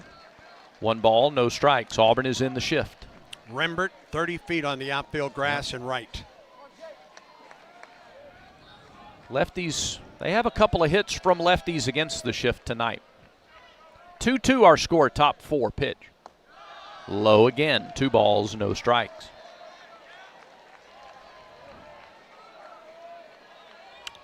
Kibler struck out to start the inning. Horn singled. And then Hadley homered. 2-0 to Spence. Strike on the outside corner. 2-1 to the Milwaukee designated hitter. He was the catcher for their first 3 games of the weekend. And leads this ball club with 6 base hits in the tournament. 2-1. Missed outside and away and low. And now a hitter's count to Spence.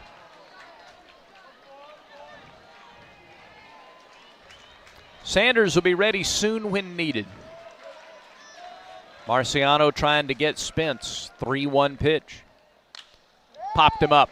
Shallow left. Here comes Terrell. He's under it. Bub's got it. And there's the 3rd out of the inning. So a nice bounce back by Marciano to get Bozak and Spence, but the Panthers tie the game. A 2-run homer by John Hadley is 8th of the season. 2 runs, 2 hits, no errors, nobody left, tie game. We go to the bottom of the 4th, it's 2-2. This is the Auburn Sports Network. Here's a clip from a recent Talking Tigers podcast with Andy Burcham. Auburn football's executive director of recruiting, Harding Harper III. The goal was to show people what we've been working on. We wanted people to come see our operation. We wanted people to come feel the love of what we wanted to give them. At the end of the day, this place is such an awesome place. We wanted everyone to have access to it. That's why Coach has done a great job of giving so much access to the program as well, because he didn't want to hide the amazing things we're doing. So going into A-Day, our biggest goal was to be the most efficient we could be, and honestly just have an awesome day for the fans, for the alums and show them that, hey, this place means something to you, and it means absolutely everything to us because you gave us an opportunity. New episodes of the Talking Tigers podcast are released Mondays. Subscribe to the Talking Tigers podcast exclusively from the Auburn Sports Network.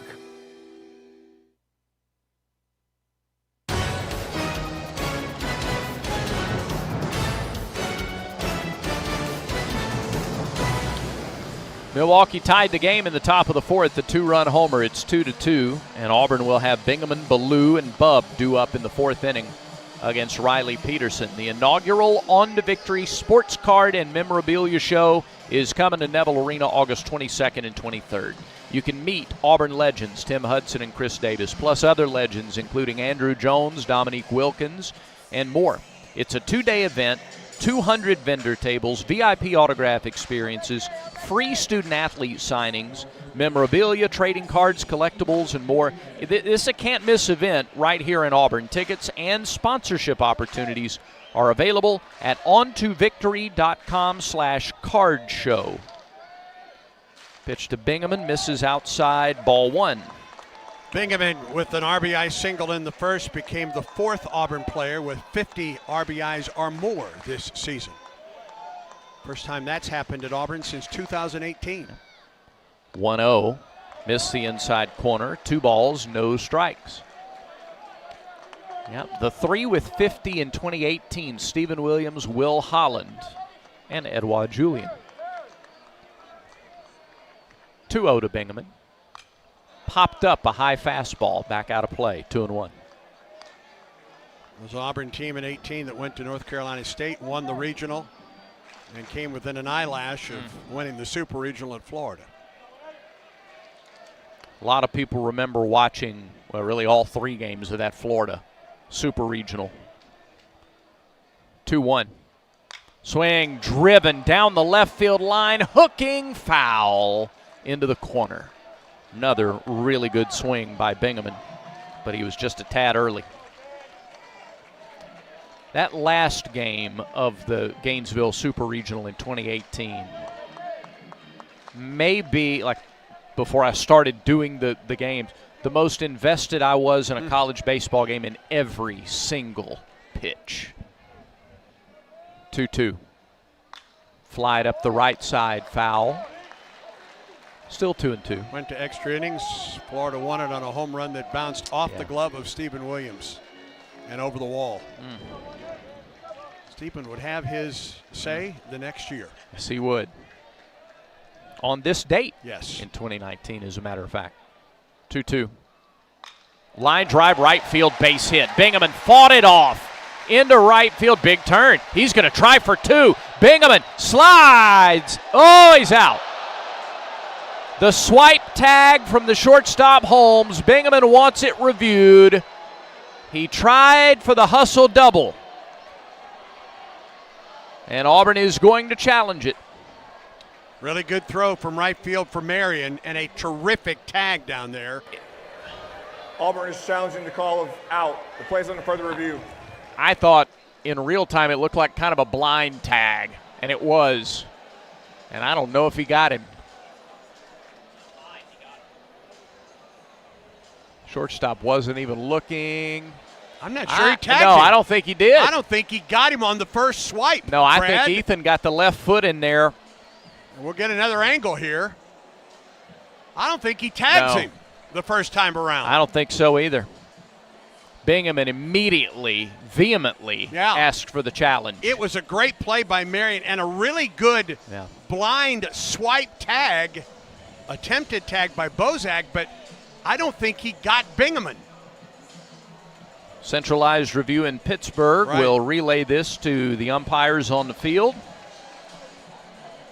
The Auburn dugout is several of the players convinced he's safe. Yeah, and as a matter of fact, Bozak then tagged him a second time while he was on the bag, so he felt that he needed to tag him out. Yeah. Grady Smith looking right at it, but he's shielded by Bozak. He's behind the tagger. Call on the field was out. Second hit of the night for Bingaman regardless. Yeah. And both going the opposite way. That was a really good at-bat. He fought off a fastball that was up and in. It was the same pitch that he fouled off before to the right side. That time he straightened it out a little bit. Enough. And then he never hesitated around first. No, he was didn't. thinking No. two the whole way. Marion got there, twirled through, really good throw. Bozak with a blind swipe, and I Yeah. And look, and we'll tell, like, many times, yeah, if we think, even if a review shouldn't go Auburn's way, we'll say that. But it doesn't look like he tagged him. I don't think so. We'll see. Here's the call. Is there enough evidence for that? Right. See what Pittsburgh had to say. Travis Carlson with the call. After review, the ruling on the field will stand. The runner is safe. Or out, sorry. Oh, he called him out. Auburn has one challenge remaining. So he called him out. Yeah, Travis Carlson said the ruling on the field will stand. It stands, he's out. And then he made a Freudian slip and said he was safe. I'll be. That was just a misspeak by Travis Carlson. And I think that's a missed call by Pittsburgh. I do too. I don't think there was ever a tag before. Yeah. And the fact that he had to go and tag him a second time should have been enough evidence for that. Agreed. That's a huge call. Boy, it is. Man, oh man. And he made it worse on himself by misspeaking. Now listen, that happens. Yeah. All right. But that's what's exasperated Right. the crowd, is because when they hear the umpire say he's safe. I just think that's the wrong call from Pittsburgh, I agree. friends. I agree. So it's a single, and he's out at second for the first out, and now Cade Ballou takes a ball low. Yeah, it's double bad because it's a missed call. It's a missed call by the second base umpire, Yeah. and then a missed call by Pittsburgh. It's a call by the second base umpire who was shielded by the player making the tag. Yep. Bouncing ball right side, foul by Bingaman, 1-1. All right, you got to overcome it. By Ballou, rather. 1 ball, 1 strike.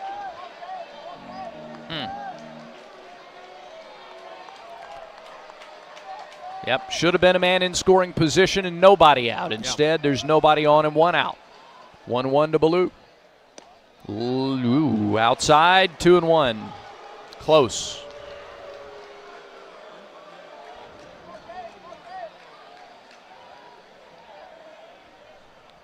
Couple of lefties here to work against Peterson.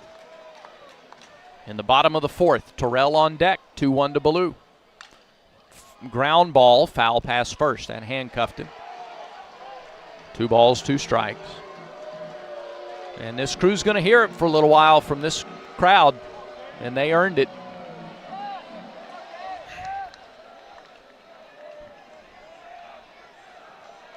Ballou stands in, Peterson.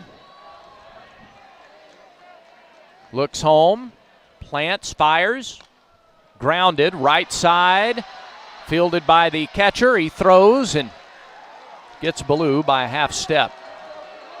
Little excuse me swing there by Cade, and it stayed fair. 2 down. Now Bub Terrell. Bub hit it to deep right in the 2nd inning. Almost as deep as you can hit it to right and it stay in the ballpark.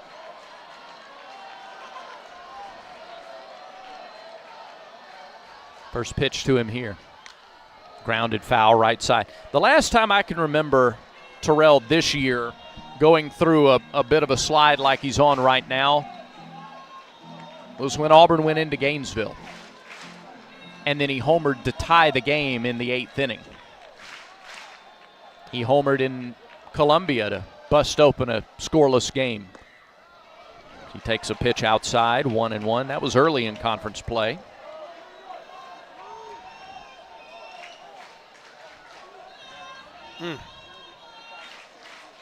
Shift against the Auburn left fielder with 2 outs and nobody on. The 1-1 pitch. Outside. 2 balls and a strike.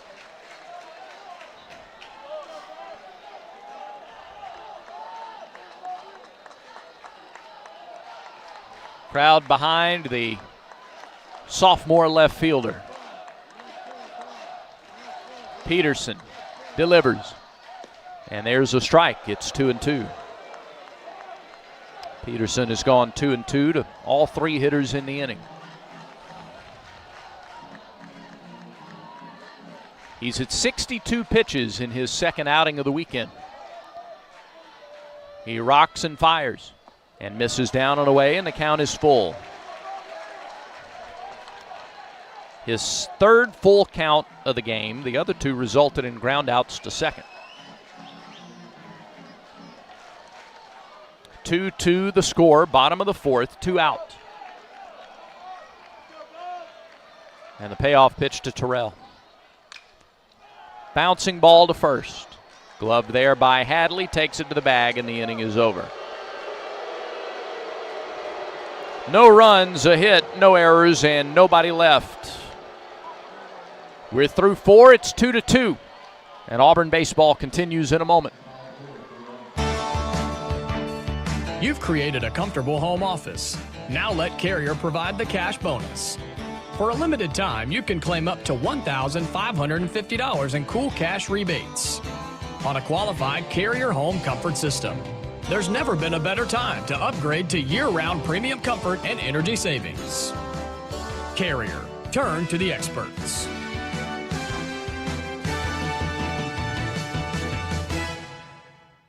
Yellowwood knows that a 5-star backyard is the place to make lasting memories. Like cookouts. Cornhole with friends. Ooh, a neighborhood potluck with your wife's pasta salad. The one with the feta. Oh, sorry. Or taking a nap on your deck in a hammock. Naps are memories.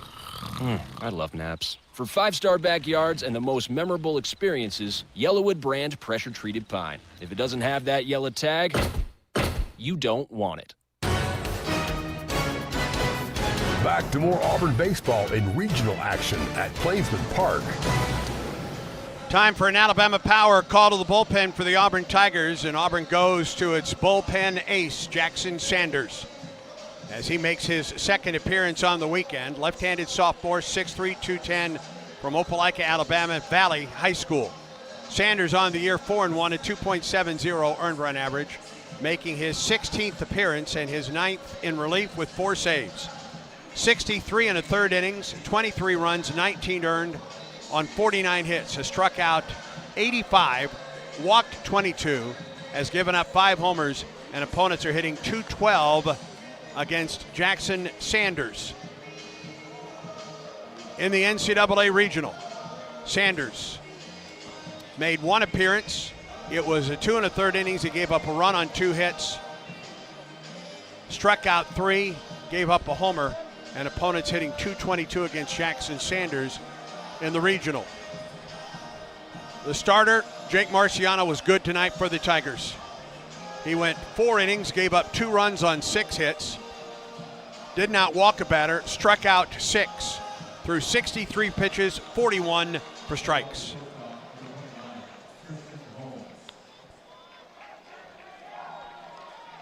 Christian Holmes gets it started in the 5th. 9-1 and 2 hitters for the Panthers. Winner take all regional championship game. 1 of 2 remaining. Sanders fires. Strike 1. Started him with an off-speed pitch, swept in against the right-handed hitter. Holmes flied to center his first time. 2-2 our score. Milwaukee's out-hit Auburn 6-4. 0-1. Swing and a miss. Brought that sweeper a little further in on Holmes, and it's 0-2.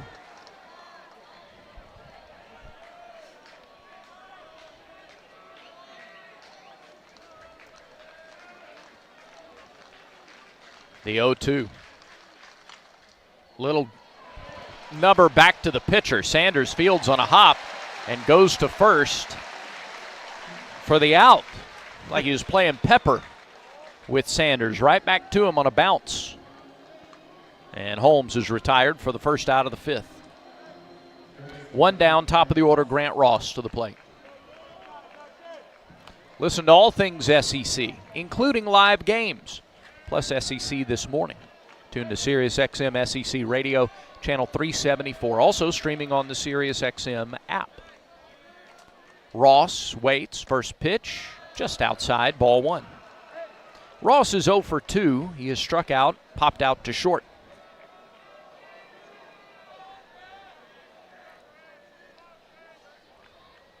Sanders into the wind, into the plate. Called strike. Inside corner, top of the zone. And it's 1-1.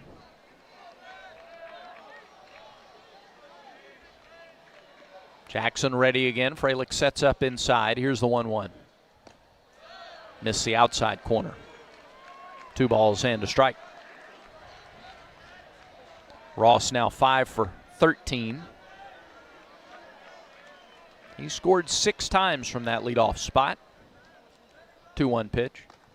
Upstairs, and it's 3-1. 1 out and nobody on in the 5th inning.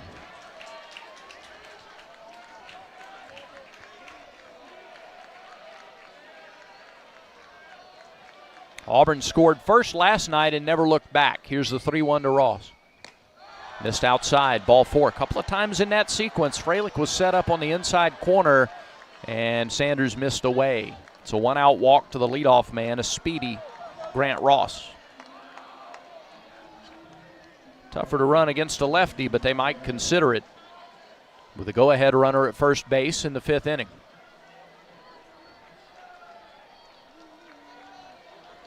And good hitters coming up. Marion has singled twice. First pitch. Popped up. Shallow center. Out goes Rembert. In comes Ballou. Cade's going to call off Chris, and Ballou lost his hat, but he made the catch. 2 down. Got Marion to go after the first pitch, and he got underneath it. 2 away.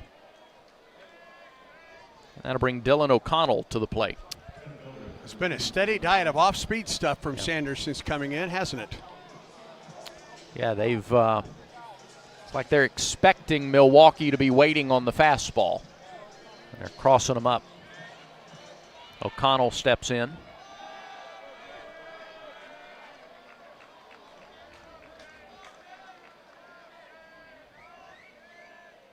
This is not O'Connell. This is Cade Palkowski.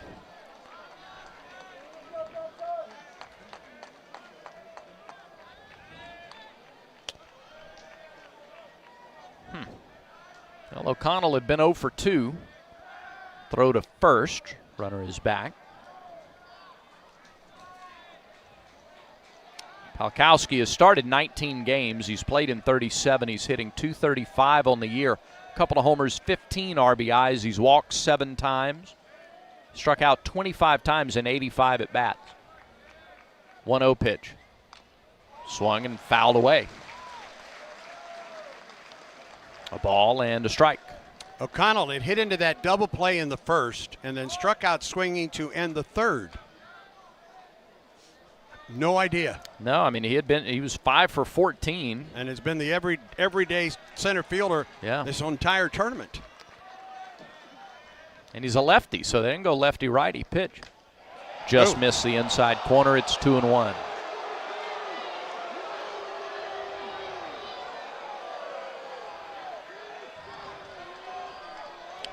Travis Carlson's not making friends in Auburn tonight. A 2-1 pitch on the way. Strike on the outside corner.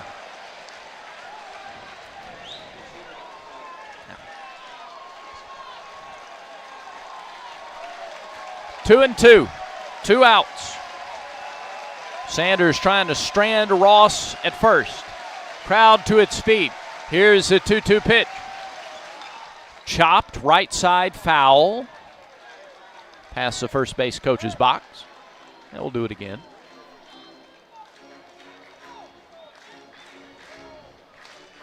Well, with Marciano going 4, how many can Sanders give you?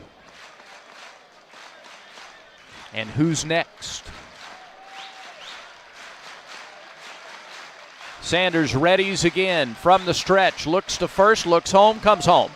Struck him out. He got Palkowski to chase one down and away. And the inning is over. No runs, a walk, no hits, no errors, and a man left. Halfway home, nothing figured out yet. It's 2-2. Auburn baseball continues in a moment. Looking for legendary wings, mouth-watering burgers, and unbeatable pizza for your next big event? Baumhauer's Catering is here to satisfy your cravings. From tailgates, birthdays, to office lunches and weddings, boost your event with delicious flavors of Baumhauer's Catering. We offer pickup or delivery, or choose our full-service catering that includes setup and staff. Don't have space for your big event? We can even host you in our dedicated party space. Baumhauer's Victory Grill Catering. Legendary flavors, zero hassle. War Eagle. Hey, Tiger fans, it's college baseball season, and SeatGeek is the official ticket marketplace of Backwards K's and Barn Burners. SeatGeek makes it easy to find tickets so you can be a part of all the action this postseason. Whether you're buying or selling tickets to Auburn baseball games or to any other live event in Auburn, SeatGeek is the place to do it. SeatGeek is the official ticket marketplace of Auburn Tiger baseball. Let's go, Tigers. SeatGeek.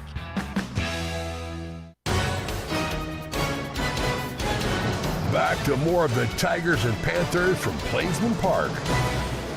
The last game of the Auburn Regional comes down to the last 4.5 innings. Why not? For Auburn, it will be McCrane, Belza, and Mason McCrane.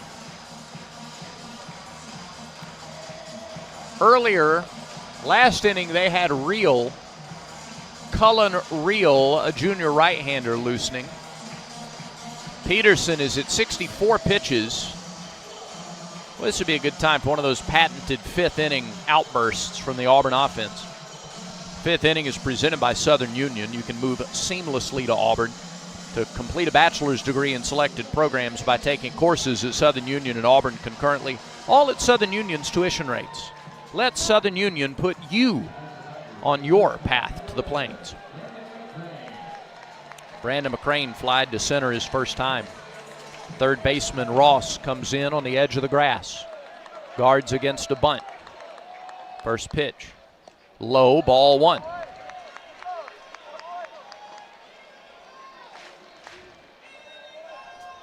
Tigers have had base runners in 3 of the 4 innings so far. Auburn got single runs in the first and the third. The 1-0 pitch. McCrane takes it inside, 2 balls and no strikes. Right-hander Mason Weckler now warming up in the pen for Milwaukee. 2-0 to McCrane. We'll see if he takes a shot here. Peterson rocks and fires. And it's taken for a strike. At the knees, it's 2-1. A lot of room up the middle.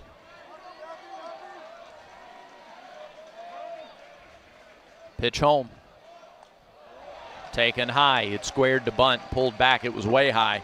Now it's 3-1. Great idea. Everyone was playing back, and he can fly. Yeah. But now it goes to 3-1. Do you change your thoughts? I'm guessing the third baseman going to cheat in a little bit more now. Yeah, he had started back, and now Ross comes in at least close to the bag. 3-1 pitch. McCrane takes it high, ball 4, and you got a speedy runner on to lead off the 5th inning.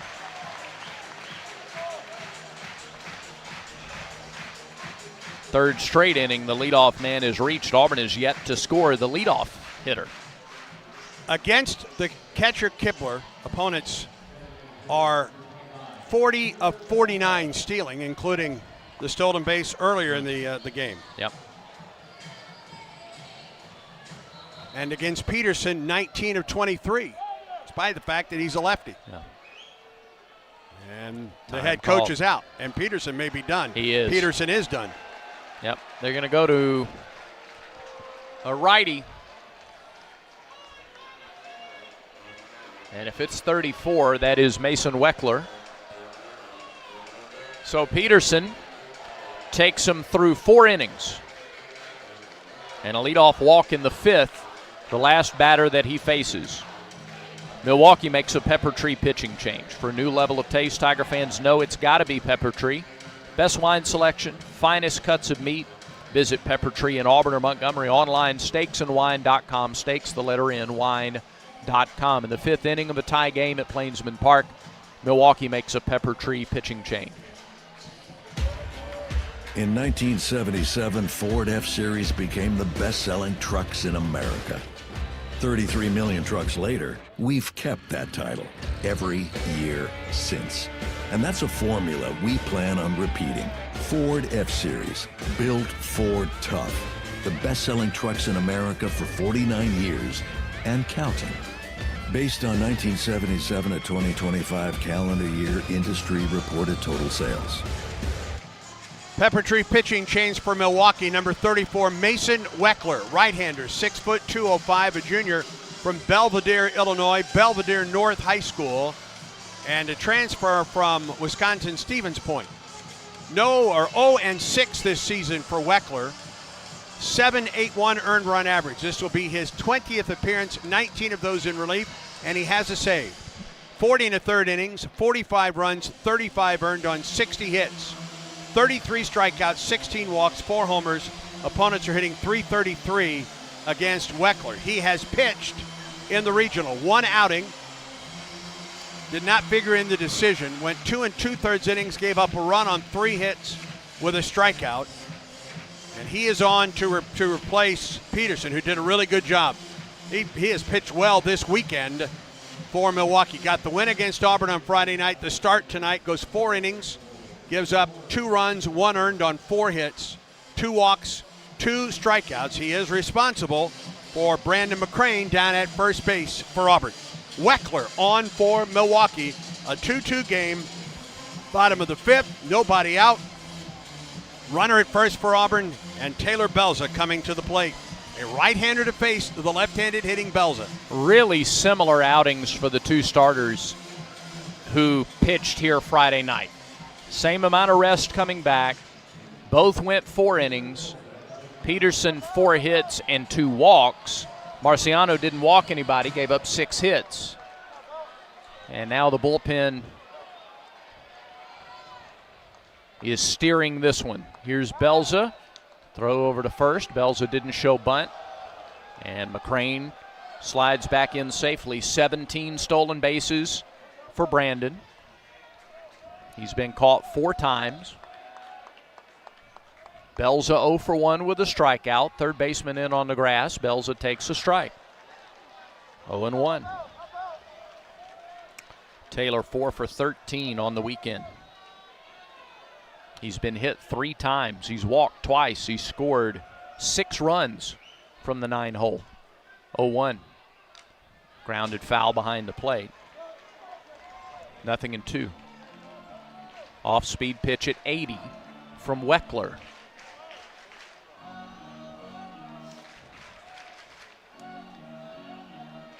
Weckler's second outing of the regional.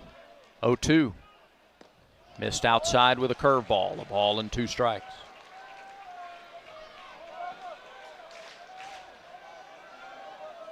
Freshman designated hitter, Belza. Go ahead run at first. Nobody out. Bottom of the 5th. From the stretch, Weckler sends it home and misses inside with a fastball at 87. 2 balls, 2 strikes.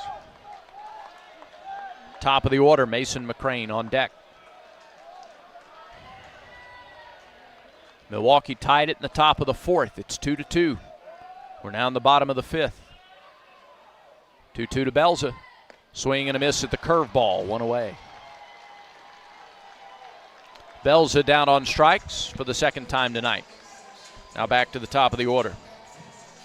Mason McCrane is walked and grounded out. Belza talked to McCrane coming to the plate. He talks to Guevara in the on-deck circle as well.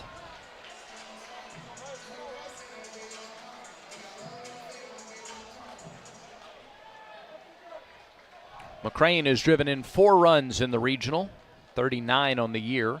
First pitch to him, called strike, off-speed pitch. 0-1.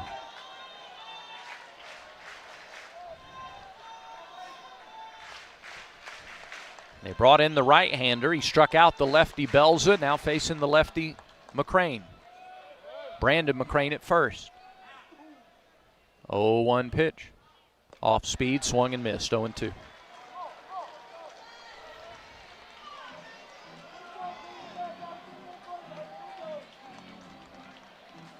And now he's got Mason over a barrel here with one out. And the count 0-2. Weckler comes set. And he deals. And he misses low and away. 1 ball, 2 strike, a waste pitch, fastball. Got to look for that off speed, the curveball.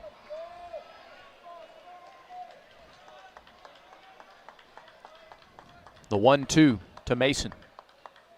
Here it is. Miss low, blocked by Kibler. Keeps Brandon at first. Count evens at 2-2. The other regional finale in College Station, USC's taken a 2-1 lead over Texas A&M. They're through 5 there.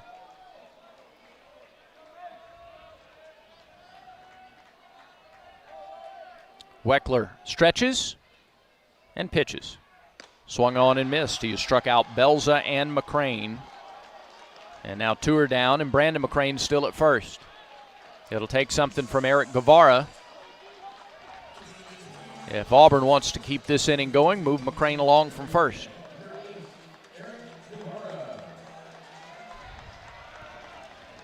Two-two ball game, bottom of the 5th.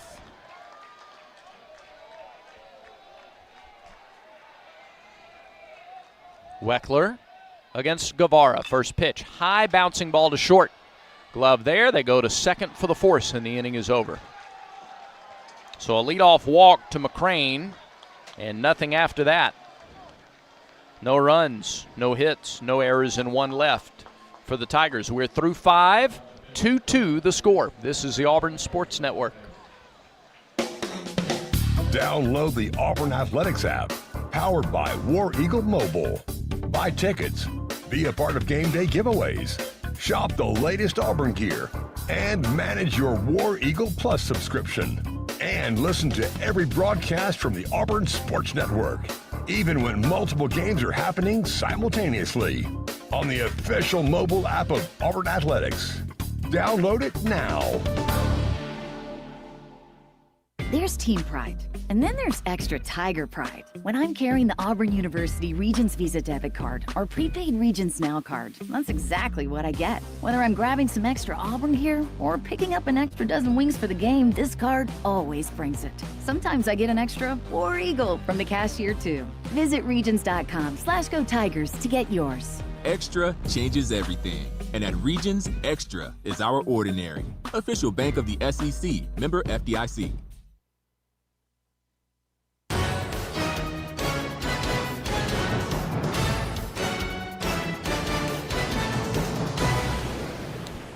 Four innings to decide this one.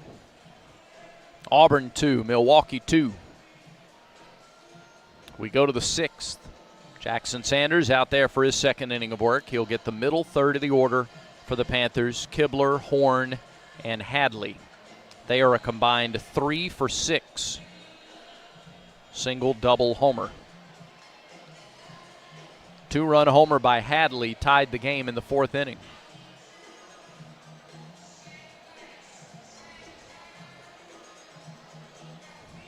Conecuh smoked sausage is a fan favorite for tailgating. You can enjoy a grilled Conecuh sausage dog or a premium hot dog at Plainsman Park. Conecuh, family owned, made in Evergreen, Alabama since 1947.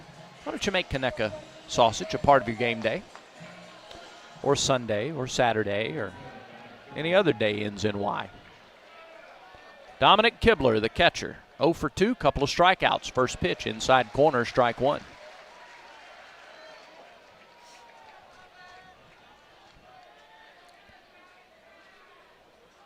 Lefty to start things here in the 6th. And Auburn in the shift right away against Kibler. The 0-1. Foul up the left side. That will get beyond the seats. And it's 0-2. 14 pitches for Sanders in the 5th inning. Jed Johnston was up for Auburn in the bullpen before. He's out there. Nobody throwing right now, but he's out there for the Tigers. 0-2 pitch to Kibler. Little chopper back to the mound. Sanders fields and throws, 1 out. Kibler's 0 for 3 and a good start to the 6th. Auburn has retired the leadoff man in 5 of the 6 innings. Braden Horn is 1 for 2. He singled in the 4th ahead of Hadley's homer.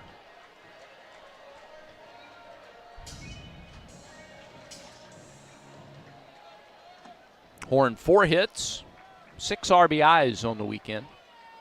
First pitch, downstairs. Fralick tried to bring it up, didn't get the call. 1 ball, no strikes.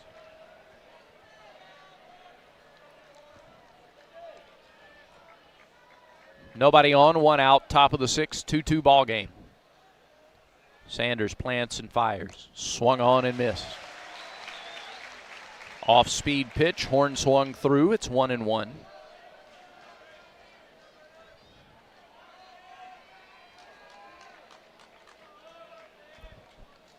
Sanders looks in, gets his sign from Fralick. Chase sets up. Here's the 1-1. Fouled straight back to the net. Sanders ahead, a ball and 2 strikes. Great crowd, folks hanging out everywhere. This is going to be a record night crowd. It's going to be a single-game record crowd. I think it'll break the record set in the Coastal Carolina Super Regional last year. I think so, too. They're hanging out everywhere you could squeeze someone else in. The 1-2 pitch to Horn. Low, 2 balls, 2 strikes.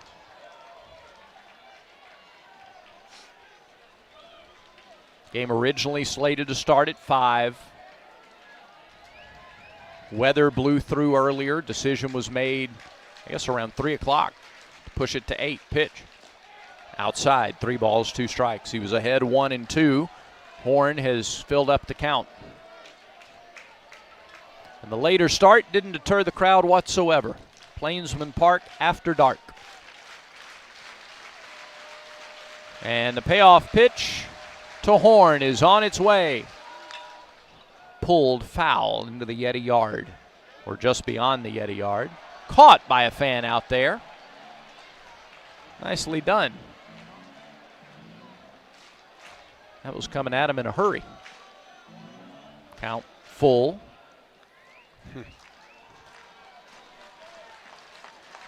And another 3-2 pitch to Horn. Here it is. Just missed the outside corner. Ball 4. And the go-ahead run is at first with 1 out for the guy who homered in the 4th inning. Hadley is 2 for 2, a double and a homer. His home run to straightaway center field.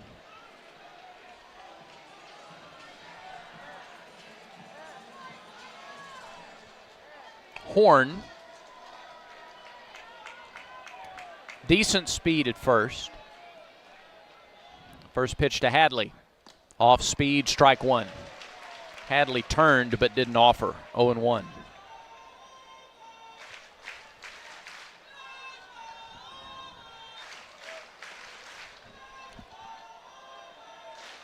They play Hadley to pull in the outfield. To pitch to him. Ground ball left side. Guevara gloves. Shovels to first. To second.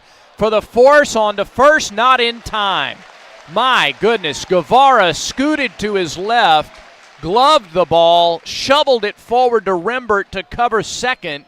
And get the force. Hadley has not hit into a double play. That's maybe as close as he's come all year.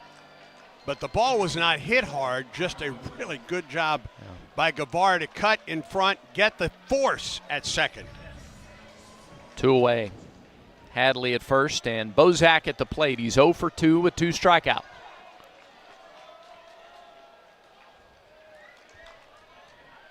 First pitch. Swung on and missed. He was tardy. 0-1. Bozak is having a weekend to forget. He could change it with 1 swing.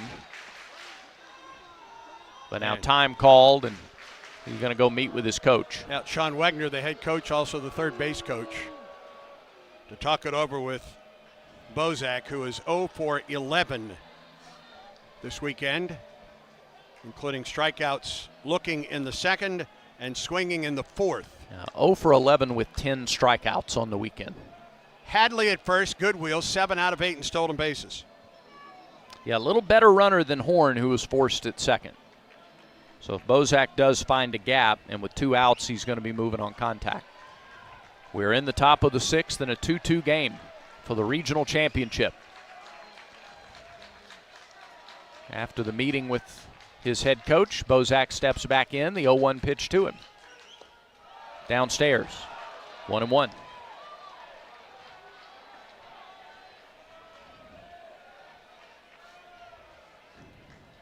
Terrell deep in left, Ballou a few steps toward left center, McCrane in a little in right.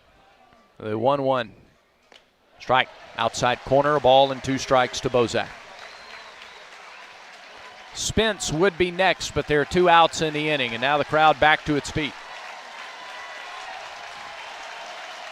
Sanders looking to strand a runner for a second straight inning. The 1-2 pitch, no, the throw to first. And the runner's back.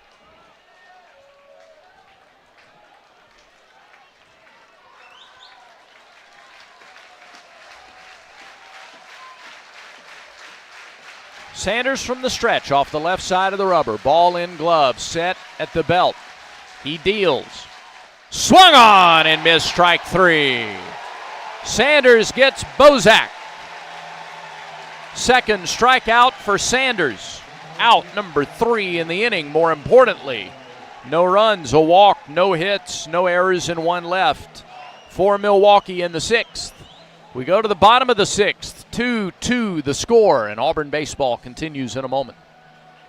Let's be honest, senior living shouldn't feel senior, and it's definitely not all about yelling, bingo! At Atlas Senior Living, we focus on great care, great people, and yes, great days. And no one telling you you can't have dessert before dinner. Well, maybe once. And with locations throughout the Southeast, chances are there's an Atlas community closer than you think. Atlas Senior Living, exceptional care, even better living. Visit atlasseniorliving.com to find a community near you and schedule a tour today.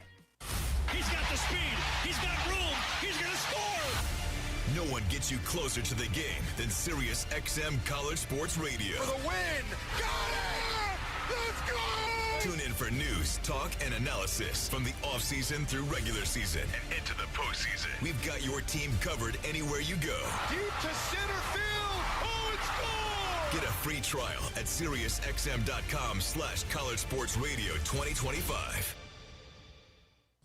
This is Coach Butch Thompson. Back to more baseball on the Auburn Sports Network. We're at Plainsman Park, where Auburn is tied with Milwaukee, 2-2. We thank our great radio affiliates for being with us all season long. This thing got started Valentine's Day weekend against Youngstown State. Through Arlington and SEC opening weekend in Columbia, Missouri. Local affiliate Wings 94.3. Back during basketball season when the Tigers were making their NIT championship run, they produced and distributed a few broadcasts out of their studios. We have an outstanding affiliate network, and we really appreciate the owners and operators of our radio affiliates. We thank you for tuning in on the app, the website. Got over 270 people on the In the Booth feed on the Auburn Tigers YouTube channel as well. Whale of a ball game so far. If you don't care who wins or loses, we do though. Here's Freilich to lead off the bottom of the 6th. He takes a first pitch strike from Weckler, 0-1. Freilich has singled and driven in a run with a ground out. He's also scored a run. 0-1 pitch. Outside, a ball and a strike to the Auburn catcher. Yeah, Kibler tried to bring that in. Freilich has been involved in both of Auburn's runs tonight. Make a 3. Big hole on the left side. Shortstop plays nearly behind the bag at second. 1-1 to the Auburn catcher from Weckler. Low. 2-1. Freilich with 14 RBIs in the regional. He's already got the Auburn home run record for a regional. 2-1. High fly ball, center field, back. Palkowski, warning track, wall. He has done it again. 20th home run for Chase Freilich. And Auburn leads again. It's 3-2. Oh, baby, that was big.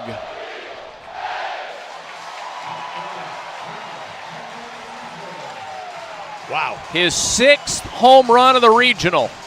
Wow. His 15th RBI of the regional. It's his 5th straight game with a home run. He's done that twice this year. Second time this year he's had a 5-game homer streak. Rembert takes a ball outside. Anybody want to go back and re-vote on conference awards? And it's not anything against the guys that won the awards this year. No, but Freilich is special. Yes. Pitch, Rembert takes it low, 2-0. Boy, tell you what, this crowd is on fire now, too. Palkowski gave it everything he could to try and bring that one back. 3-2 Tigers, bottom of the 6th.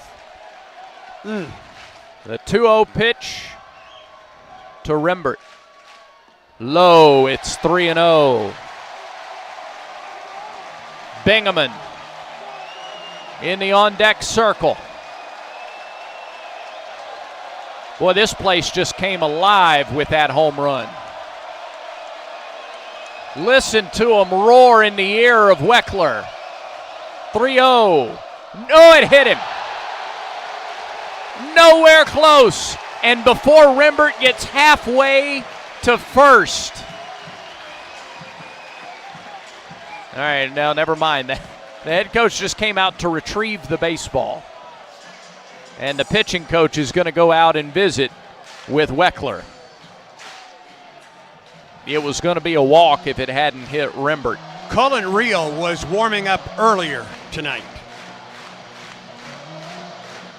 I don't know if he's still warming up or if anyone is warming up at this point.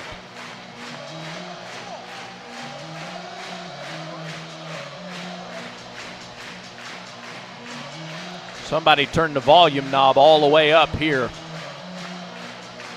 Somebody. It was Chase Freilich. 6 home runs, 15 RBIs on the weekend. Before Bingaman bats, let's pause 10 seconds for station identification on the Auburn Sports Network.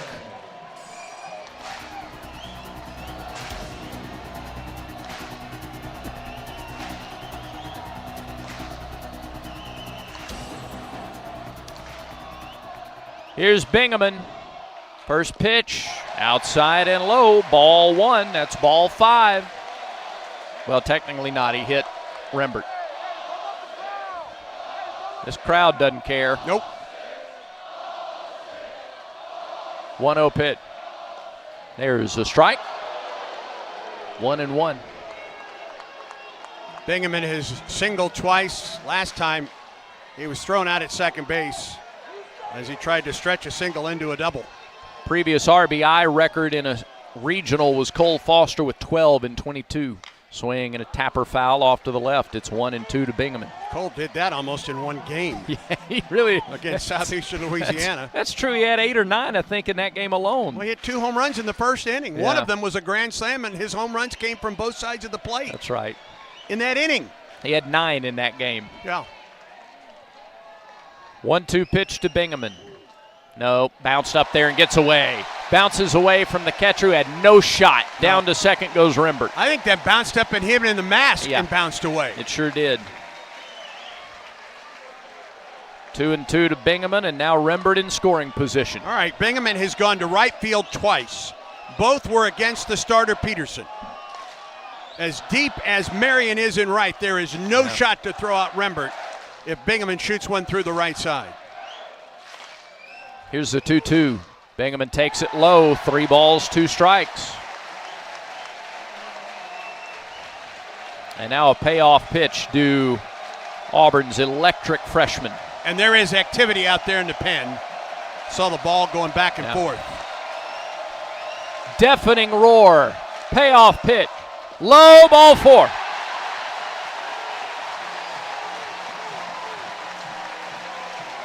And they're at first and second with nobody out for Cade Ballou. Freilich reignited this place with his 20th home run of the year. Is he the first catcher in Auburn history with 20 home runs? Well, we'll look that up as Milwaukee gets ready for a Pepper Tree pitching change. They will not have Weckler face Cade Ballou. Everybody on their feet. They're having fun. Auburn leads again in the bottom of the 6th. New pitcher on for the Panthers in a Pepper Tree pitching change. Are you ready for your winning moment? Find it at Wind Creek Casino, where the action never stops. Hottest games, loosest spins, more ways to win. We've got the highest payouts and the most epic rewards. At Wind Creek, there's a win waiting for you around every corner. Wind Creek Casino. Find your winning moment. Gambling problem? Call 1-800-GAMBLER. Pepper Tree pitching change for Milwaukee. They go to one of their starters in relief tonight. Number 14, Eric Emke. 6'1", 200-pound senior. He's a right-hander from Waterloo, Indiana. DeKalb High School. And Frontier, I guess that's Frontier College. 6-6 on the season. Emke, a 4.68 earned run average. This will be his first relief appearance of the season. 14 starts prior. 75 innings, 51 runs, 39 earned on 79 hits, 49 strikeouts, 22 walks, 7 homers, and opponents hitting .276 against Emke. He made a start in the tournament. He went 5 innings, gave up 3 runs on 4 hits, 4 strikeouts, 3 walks, and a homer. That was against UCF Saturday. That propelled Milwaukee into the winner's bracket. He threw 87 pitches 48 hours ago. This is it. Well, it's all hands on deck. And right. Frankly, with the exception of a couple in that other dugout, everybody's ready tonight too. But that's why you make this decision. It's like in a movie Margin Call when Jeremy Irons' character. I'm telling you, this is it. This is it for Milwaukee. Emke is on. He'll face Cade Ballou with runners at first and second and nobody out, and Auburn leading 3-2. And I guarantee you, Ballou is walking to the plate right now just trying to be as under control as he possibly can. Yeah. Slow the heart rate. Yes. Slow the breath. An inning for Weckler, 1 hit. It was a home run to center by Chase Freilich. He walked 1, he hit 1. Just 1 run, but the runners at first and second belong to Weckler. Yeah, this is an opportunity for Auburn to put up a crooked number in the most important game of the season. Ballou is 0 for 2. He's hit it on the ground twice. Corner infielders are in. They think he could be bunting. Big hole left side. He's not bunting. He swings and he takes a huge cut and he fouls it back to the screen. 0-1. Ballou 6 for 15 on the weekend. He has driven home 6 runs. He has scored, or he has launched 3 home runs. Third baseman Ross stays in. First baseman back a step or 2. 0-1 pitch. Ballou takes that outside and high, a ball and a strike. Balloon not known to go the opposite way as much as some of the other left-handed hitters, but there is an enormous hole on the left side of this infield. The shortstop, Holmes, is shading up the middle, and the third baseman is almost at the third base bag. 1-1. Swing, fly ball, left center field. Long run, left fielder gets there and makes the catch. Horn puts it away. Tagging from second is Rembert. He gets to third. They're at the corners with one out. Ballou went to left center and deep, but Horn tracked it down. Really fine running play by Horn out there in the canyon. Rembert was about a quarter of the way to third, had to come back and tag up, but he gets to third. Runners at the corners, and here's Bub. And the "Let's Go Bub" chant rings out. Gabe Gross wants a timeout to talk to the offense right now. You got Bingaman at first, who runs well enough. He's a very good athlete. You have Rembert at third. Wouldn't put it past Auburn to send Bingaman in hopes of maybe getting in a run down and getting Rembert home from third. A one-run lead right now, sixth inning. Imperative with one out that you get Rembert home from third base. And the confab in between home plate and third base about to be broken up by the home plate umpire, Travis Carlson. The what? Confab. That is a $20 word. May have made it up. I doubt that. I trust it. Anyway, the guys talking are finished talking. And Terrell comes to the plate.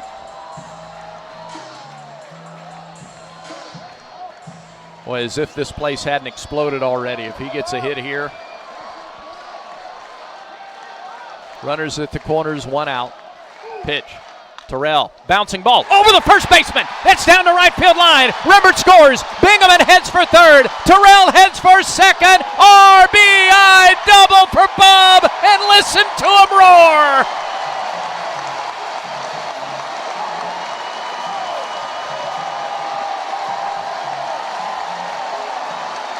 Oh, you Bub Terrell. The first baseman, Hadley, was playing up, and Bub bounced it over his head.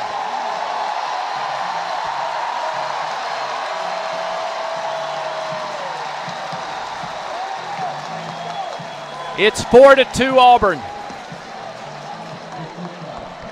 13th double for Bub Terrell. 45th RBI. Now here's Brandon McCrane. Still only one out. Runners second and third, and the infield comes in.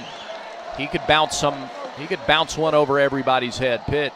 Line drive. Center field. It is caught. Bingaman races back to third. He'll try to tag and score anyway, and he will! Oh, the shortstop didn't throw! Bingaman scores! It's 5-2!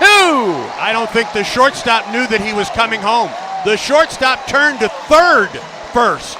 The ball came in. The shortstop didn't know that Bingaman was back to the bag and tagging up. Oh, my goodness. 5-2 Tigers. A 3-run sixth inning. And now here's Belza with Terrell at second.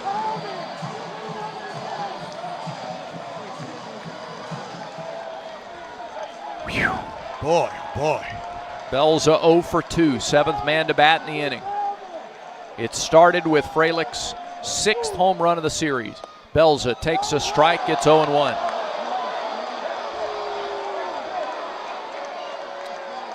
You couldn't walk the ball to the middle of the strike zone and convince the crowd that it's a strike right now. 0-1 to the Auburn DH. Terrell at second, 2 outs. Pitch. Outside, 1-1. Emke, the Saturday night starter, back out there. The runs that have scored charged to Weckler. Close the book on him. 1-1 pitch.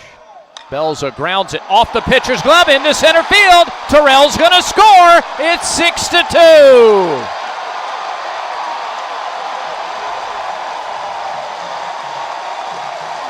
RBI Belza is 4th of the season. Bottom third of the order getting it done. Now back to the top. 4-run inning. Auburn leads 6-2.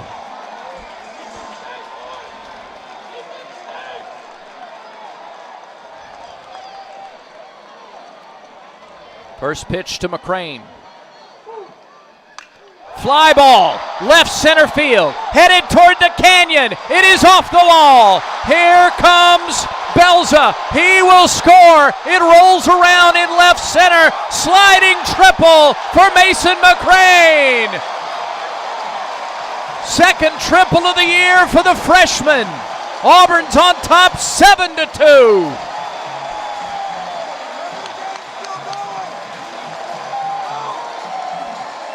That ball caromed off the canyon wall. Horn couldn't get it. Palkowski, who's the new center fielder, had trouble getting to it. And all the while, that big 6'6" frame, Mason McCrane barreling around the base path.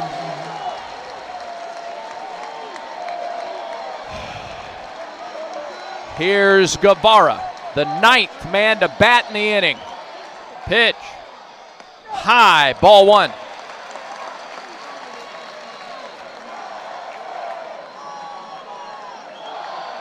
Well, it's normally the 5th inning that's the big power inning for Auburn. 1-0. Strike called, it's 1-1.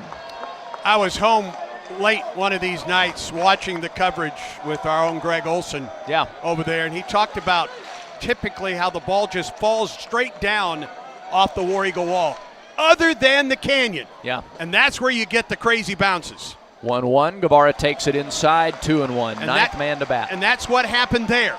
It got into the canyon, and then when it landed, it bounced straight right, sideways.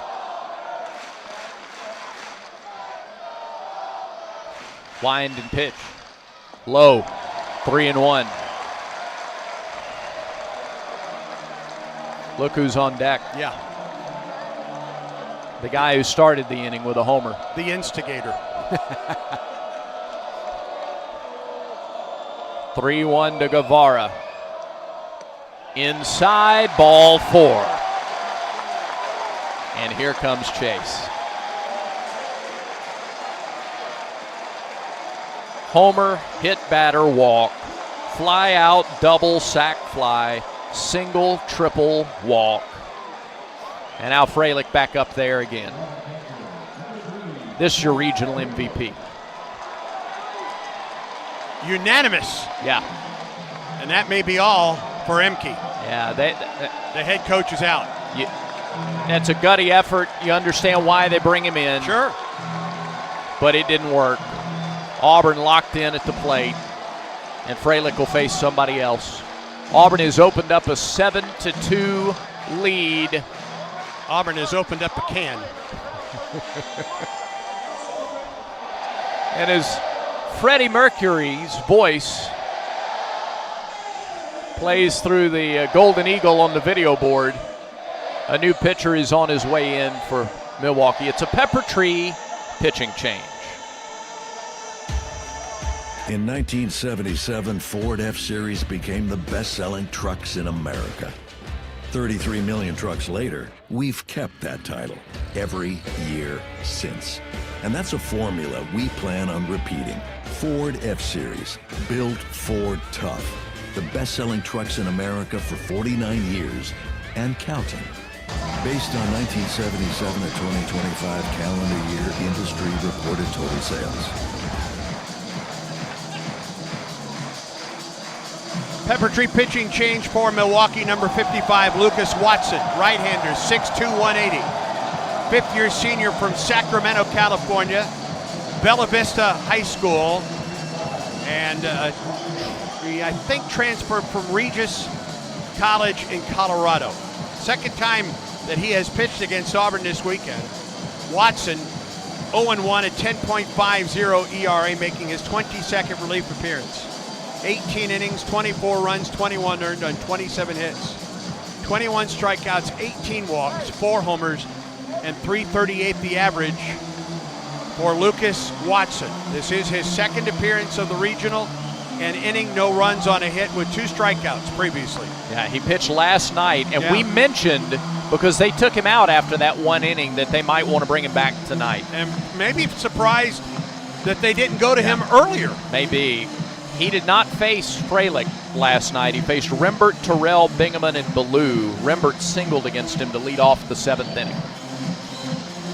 What you're watching from Chase Fralick this weekend is one of the all-time great performances by an Auburn player in the postseason, ever. Well, regional home run record, regional RBI record, 2 more hits tonight. He's got 9 hits in the regional. And, oh, by the way, the captain behind the plate. Yeah. He's caught every inning of this regional. My goodness. Including 2 games yesterday that started 3 hours late. It's the stuff of legend. Ended at 1 o'clock this morning. Right. And Fralick steps in there now. He's wearing number 3. That's appropriate this weekend. First pitch to Fralick. Way high, 1-0. How do you pitch to Fralick right now? I think you try to pitch him away. If you are midway or inner half, watch out. Runners at the corners. Mason McCrane at third. Guevara at first pitch. Outside. 2-0.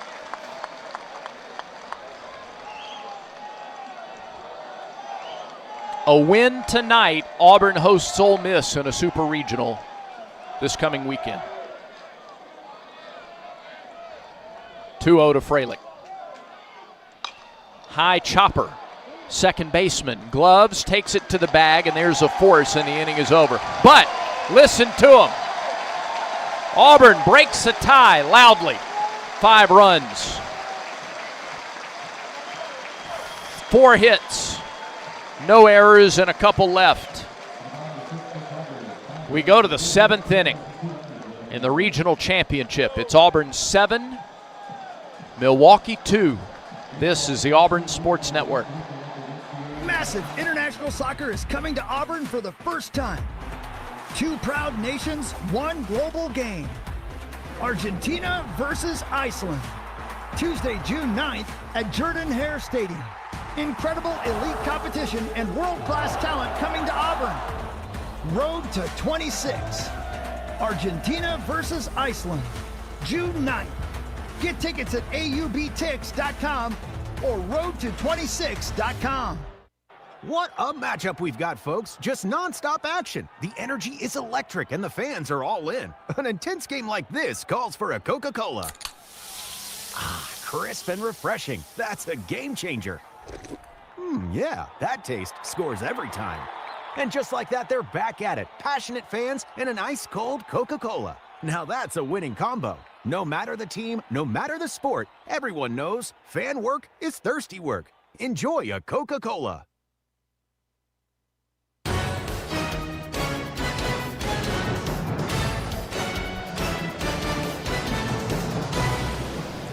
Seven to 2, Tigers on top with 3 innings to go. In the 7th against Jackson Sanders, it'll be the 8, 9, and 1 hitters for Milwaukee. And here to bring it on home, once again, the voice of the Tigers, Andy Burcham. 7, 8, 9 hitters for the Panthers to face Jackson Sanders, who came on in relief of Jake Marciano. 31 pitches so far for Sanders in his 2 innings of work. Joey Spence will lead it off. He's 1 for 2 tonight with a single. 6 for 14 in the tournament. There's a pitch from Sanders, and Spence sends one to right. Long run, McCrane near the line in foul ground. And it's a foul ball. He did not make the catch. And that's the part of the ballpark we cannot see. Yeah. Had to completely rely on the first base umpire, Eddie Newsom, to see if it was even a fair ball. And did he Milwaukee is challenging the call of foul. The play is under further review. Well, Milwaukee's challenging the call of foul. I don't know I just don't know what happened in that corner. It was not caught. Yeah. It was not caught. Did it deflect off of the screen and land in fair ground? Of course, that would be a foul ball. It was called foul by Eddie Newsom. And the one angle that we're seeing on replay right now. Oh. Okay. Yeah, it bounces foul. Looked like Mason had a chance to make that catch after he overran it. Yeah, we've been wrong tonight already. Well, at least according to the replay. And I don't know if there's another angle that you can get. Yeah. The one that we have doesn't clearly show what happened on the play. It was ruled foul by Eddie Newsom. We also don't have the Hawkeye system in place for regionals, and we have that all year. So we don't have as many angles. That's a quick review. We'll get the call from Travis Carlson. Watch out if this goes against Auburn. After review, the call of foul is confirmed. Milwaukee will lose one challenge and have one remaining. That's a bit of a desperation challenge, but they're down 5 in the 7th. Yeah. It's desperate times call for desperate measures. That's not a shot. So it's a strike. Yep. Right? Yep. 0-1 to Spence. Spence has just been outstanding in the postseason. He was the MVP of the Horizon League tournament. He sent Milwaukee to the NCAA tournament with a walk-off 2-run homer to win the Horizon League tournament against Wright State, the perennial favorite in the Horizon League. 0-1. Almost hit him. It missed inside. Don't know how it didn't. And then it got past Freilich, and I don't know if that got a piece of Chase or the home plate umpire.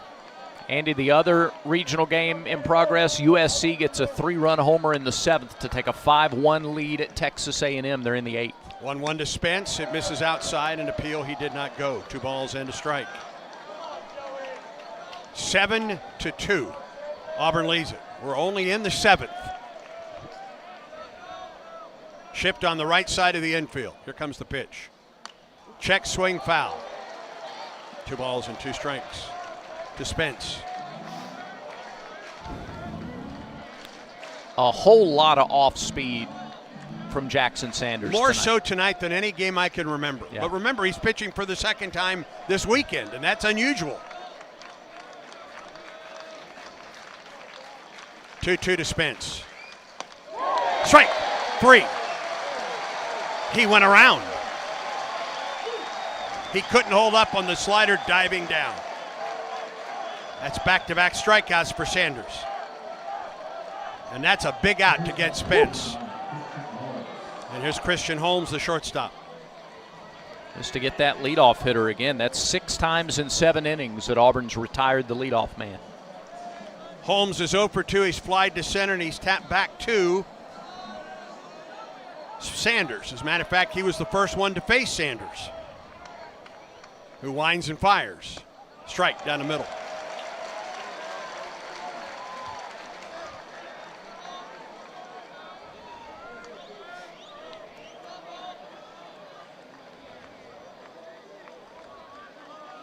Oh, 1 delivery. Here it is. Woo. Judging from Freilich trying to bring it up, I guess it was ball 1 low. That was a good fastball, though, from Sanders. 1-1. Top of the order, and Grant Ross on deck. Tigers lead at 7-2. Top half of the 7th. 1 out. Pitch. Swing and a miss. Off the outside edge. A ball and 2 strikes. Back-to-back fastballs. Maybe the second time through against him. You see the heater a little more. Chase Freilich calls the pitch. Now, he gets some suggestions from the dugout, but he's the one running the roost. The 1-2 pitch. It misses low, 2-2. Just to kind of talk about what this guy does, not only has he's done offensively for Auburn this weekend, but what he has done game in and game out almost exclusively as Auburn's starting catcher. And he's been calling pitches for Auburn since his freshman year, since last year. And now a pitch con situation. Eric Guevara will give his up to Jackson Sanders.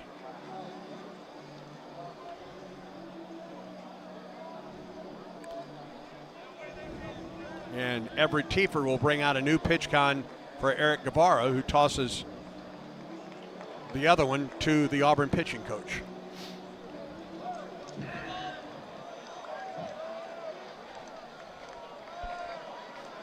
Two balls and two strikes to Christian Holmes. One out, top of the seventh. Nobody on for the Panthers. Wine, pitch. Swing and a miss, strike out. Another breaking ball. Down. And what do you want to do when your offense goes out and puts up a 5 spot to take the lead? What do you want to do as the pitcher for that next half inning? 0. Yeah. Kind of like your Coca-Cola of choice. Indeed. 0. 2 outs. Here's Ross. 0 for 2 on the night with a walk. Wine, pitch. Fastball missed the outside corner. 4 strikeouts tonight for Sanders. K-Counter presented by Kia of Auburn, where you're always number one. 10 for Auburn pitching tonight. 1-0. Ross tried to hold up, he could not. 1 ball and 1 strike to count.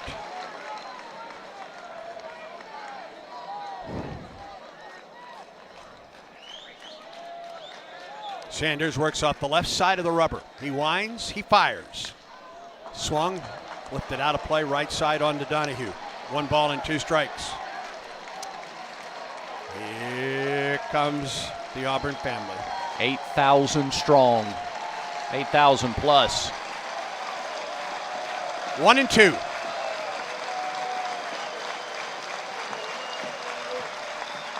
Sanders winds, fires. Fouled off by Ross.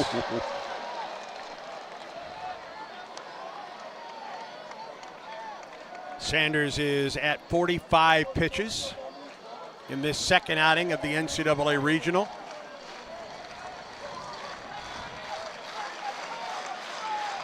And he's the pitcher of record right now for Auburn. Another 1-2 to Ross. Fouled off the front of the Auburn dugout. That was a rocket. That sent Drew Whalen looking for lower ground. Lost Drew to that Tommy John surgery in the Missouri series.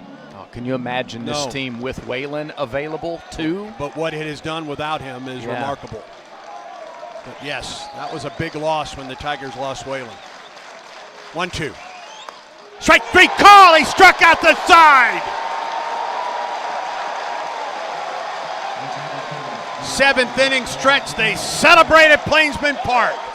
Auburn 7, Milwaukee 2. Auburn baseball continues in a moment.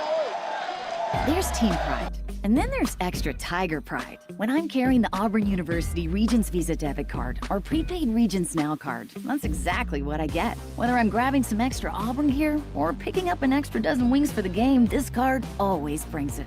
Sometimes I get an extra War Eagle from the cashier too. Visit Regions.com/Go Tigers to get yours. Extra changes everything. And at Regions, Extra is our ordinary. Official bank of the SEC, member FDIC. You've created a comfortable home office. Now let Carrier provide the cash bonus. For a limited time, you can claim up to $1,550 in cool cash rebates on a qualified Carrier home comfort system. There's never been a better time to upgrade to year-round premium comfort and energy savings. Carrier, turn to the experts.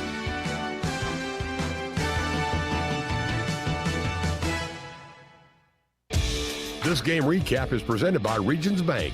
Regions is a proud partner of Auburn University and the official bank of the SEC. Championship game of the Auburn Regional. Tigers lead 7-2. Auburn was single runs in the first and the third. 2-run homer in the fourth. Tied it for Milwaukee. And then Auburn unloaded a 5 spot on the Panthers in the 6th, ignited by a solo leadoff homer from Chase Fralick. Marciano gave way to Sanders. And Auburn comes to the plate in the bottom half of the 7th, leading 7-2. Auburn baseball brought to you by Wind Creek Casino, where the action never stops. Hottest games, loosest spins, more ways to win. Wind Creek Casino, find your winning moment.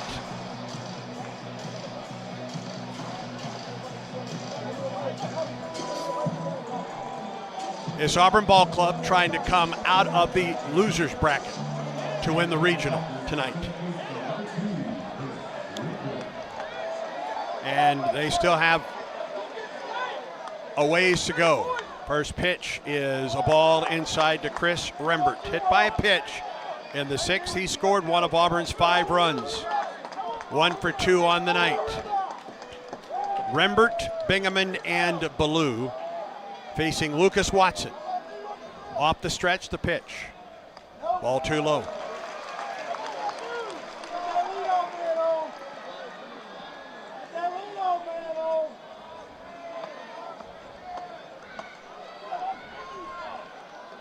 Two balls and no strikes to Rembert. Here's the stretch and the pitch. Right down the middle for a strike. Moon right above the batter's eye out in center. It's almost a full moon too. 2-1 pitch to Rembert. Here it is. Chopper to the shortstop. Holmes charges. Gets a big hop and throws out Chris at first base.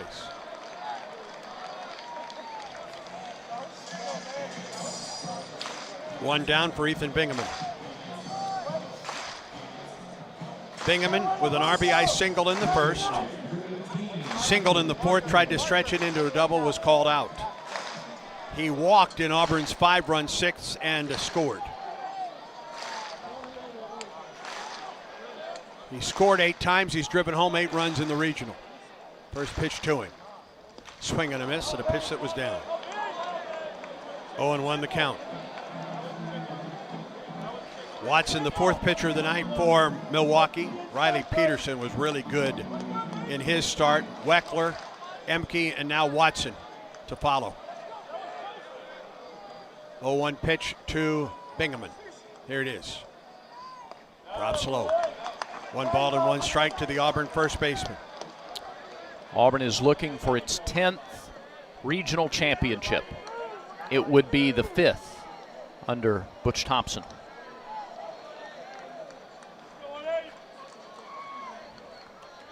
A ball and a strike to Bingaman. Here's the pitch. Low, and Watson went down. Sure did. Slipped on the follow through.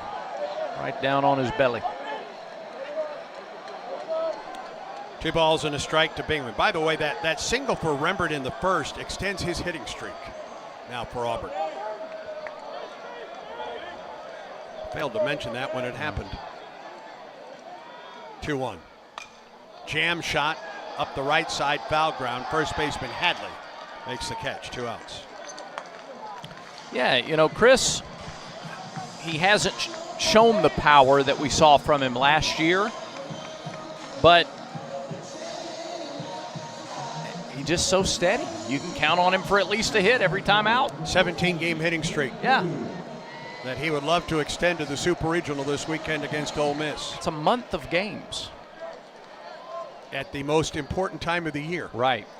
Here's Cade Ballou, 0 for 3 on the night. First pitch, outside, ball 1.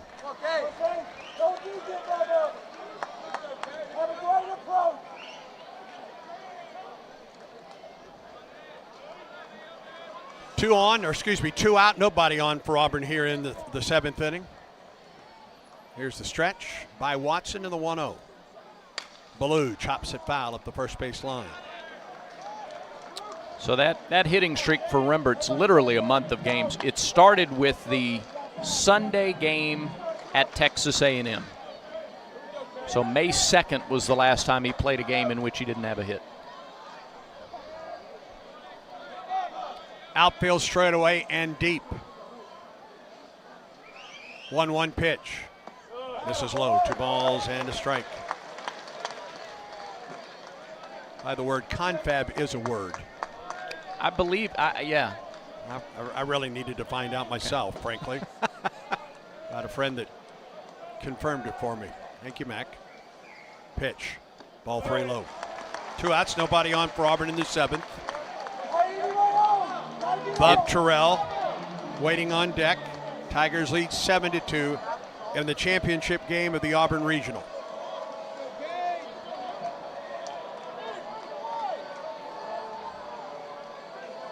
Ballou awaits the 3-1 pitch. Here it is. Ball 4. 2-out walk. And the most popular man in the world comes to the plate right now in Bub Terrell. Before he does, let me just say, it was a fait accompli that it was a real word. Paul Ellen is proud of you right now. Bub, 1 for 3, but that one tonight was an RBI double back in that 5-run 6th, and he came home to score as well. Ballou with the lead at first. Stretch. Pitch to Bub. Takes the off-speed delivery in there for a strike. 16 homers and 45 runs batted in for Terrell, and now the third baseman will complete the shift to the right side of the infield. 0-1 pitch to Bub. Runner at first, 2 outs. Outside, a ball and a strike. Bub now at 45 RBIs. 50, that's within reach. Yes, it is. He could join Guevara and Freilich and Bingaman in the 50 RBI club this season. Ballou will lead it first. A ball and a strike to Bub Terrell. Here's the pitch. Way high. Ballou took off. There's nobody covering third. They sprint over there to cover it. I don't think Ballou was trying to steal, but the pitch was so high, and a great job by Kibler to get a glove on it. Yeah. And Ballou was off. No, he thought that was going to hit the bull, and so did most of the people in this ballpark. I don't know how Kibler got the mitt there. 2-1 the count. Now a runner in scoring position. The pitch. Bub swings and misses as that one goes down and away.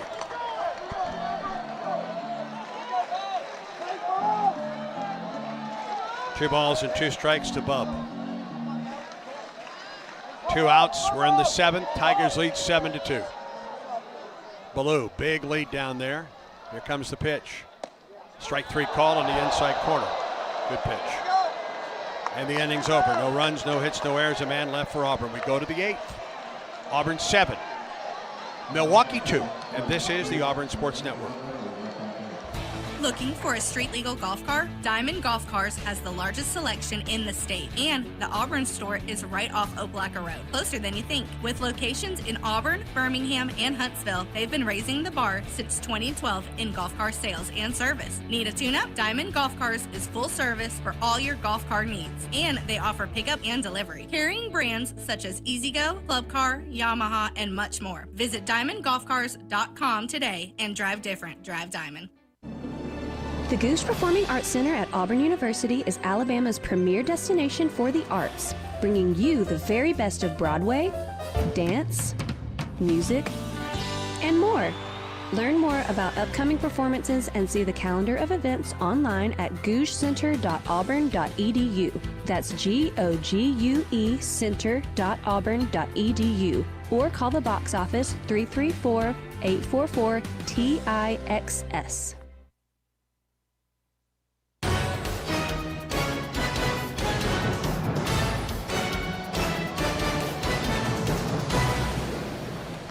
We go to the top of the 8th. 2, 3, and 4 hitters in the 8th inning to face Jackson Sanders. It'll be Marion, Polkowski, and Kibler. Auburn 7 and Milwaukee 2. 47 pitches in 3 innings of work for Jackson Sanders tonight. Auburn has Jet Johnston. Auburn has Marcel Kulik. Auburn has Abe Chancellor out there in the bullpen if needed.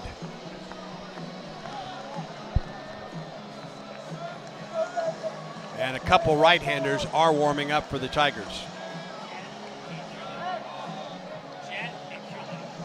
Jet Johnston, yeah. Marcel Kulik. Thank you. Really impatient of you. Thank you. Sorry. Marion is 2 for 3 on the night. Wine in the pitch from Sanders. Misses inside for ball 1. Early in this outing for Sanders, it was a lot of off-speed stuff. He's gone to the fastball a little bit more of late. 1-0 pitch. Swing and a drive to right over the top of the 984 club.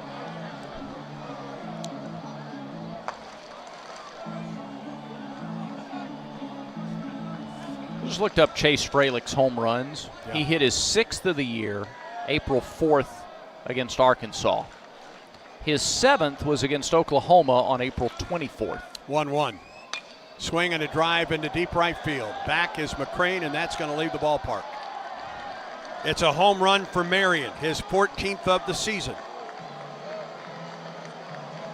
Went down and launched it out of here. And that makes it 7-3. Yeah, he just missed one before. He was early. He hit it very far, very hard, but very foul. That one he straightened out. That was on top of the Donnie. Team leading 14th homer.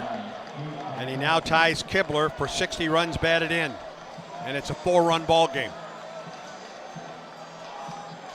Got to get to the finish line. Here's Cade Polkowski. Came in as a pinch hitter in the 5th and struck out.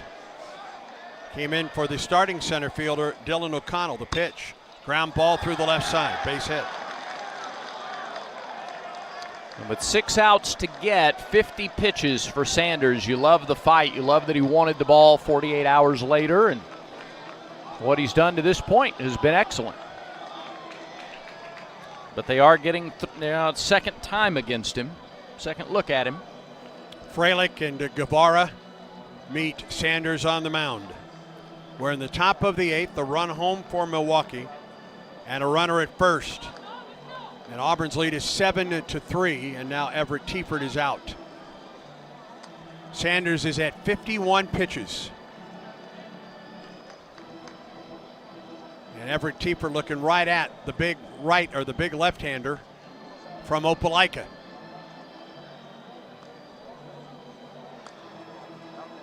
And we'll see Travis Carlson come out to force a decision. Do you stick with Sanders or do you go to the bullpen?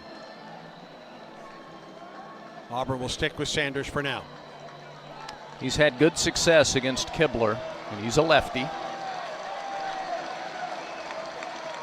Kibler is 0 for 3 tonight. A couple strikeouts against Marciano. And a comebacker to Sanders to open the 6th.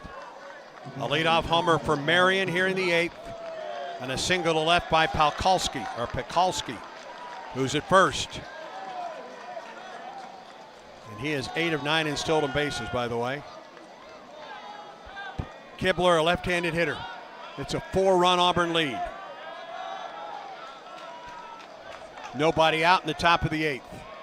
Stretch in the pitch. Fastball missed inside, 1-0.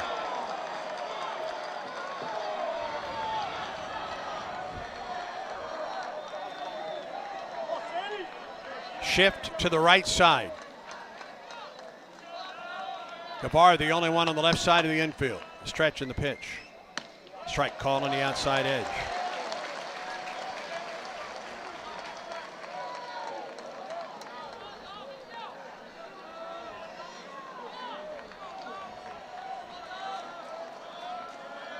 Polkowski gets his lead at first. Now the 1-1 to Kibler. It missed low, 2-1. Yellowwood scoreboard, USC is upped its lead over Texas A&M. It's 7-1 Trojans in College Station. Middle of the 8th. Sanders the stretch in the 2-1. Kibler swings and misses.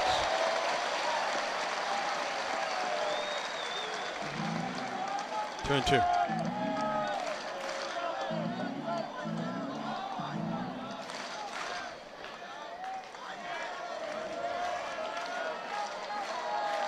Shift on the right side. Guevara right now playing shortstop. 2-2 pitch.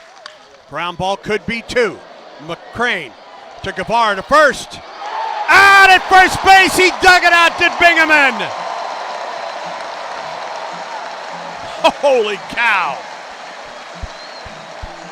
And we will see. Milwaukee is challenging the call of out. The play is under further review.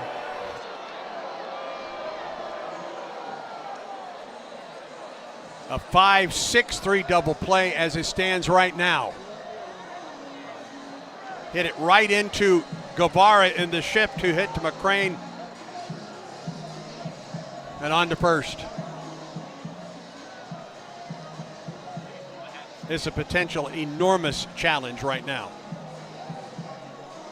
Actually, it was McCrane to Guevara to first. And Bingaman with a backhand scoop it out. It is close. It is as close as it gets. It's a bang play. Yeah. Originally ruled out.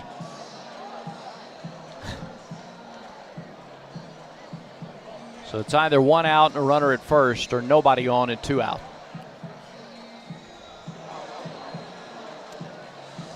I can understand the challenge, yeah. to be honest, by sure. Not that I want to lie to you, but I can understand the challenge and the enormity of the potential for this play.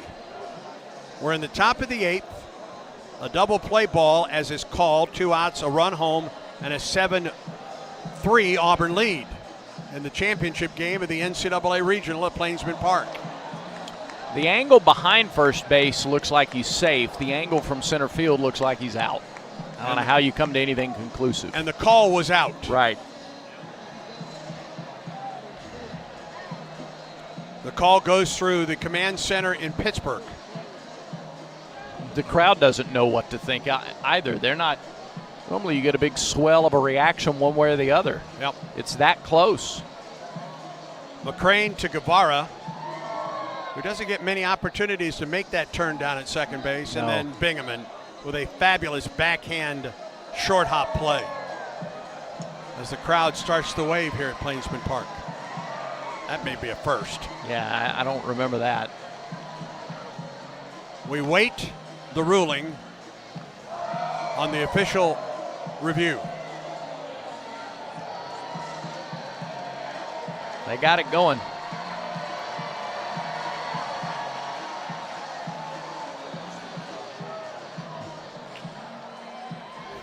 Warrigal Wall didn't help. No.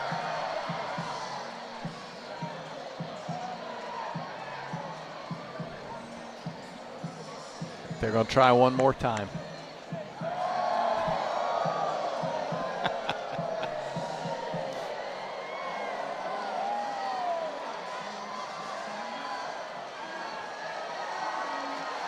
Is the Wall going to give it to him this time? Oh, yeah. Yeah, it did.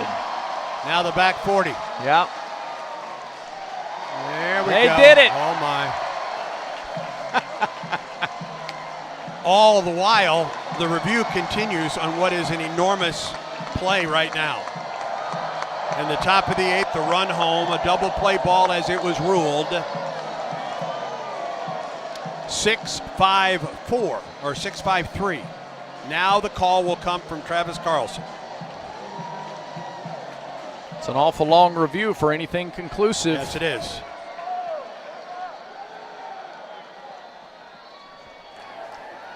After review, the call in the field will stand. The runner is out. Milwaukee will have no challenges remaining.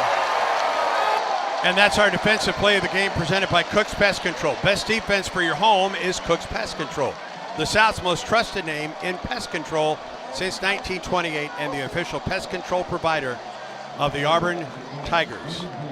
6-5-3. 2 outs. Outstanding play by Bingaman to get the short hop. The stretch and the catch. And here's Braden Horn. 1 for 2 on the night. Singled in the 4th and scored. Pitch to him. Foul back. A leadoff homer by Marion, and then Polkowski singled to left. But on a 2-2 pitch, the catcher Kibler hit into a 6-5-3 double play in the shift. The review went Auburn's way. Now 2 outs and nobody on. 0-1 pitch to Horn. Floated it a little bit high, a little bit out. 1-1 the count.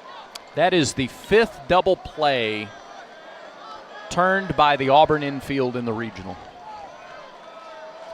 1-1 pitch. High and deep to left. It's curving down the line, and it is foul into the corner. And I believe off of the screen down there, Bub Terrell gave a great chase. He just ran out of room. 1-2. Horn's homered in his first at bat here on Friday. It was a 3-run shot in the first, and it propelled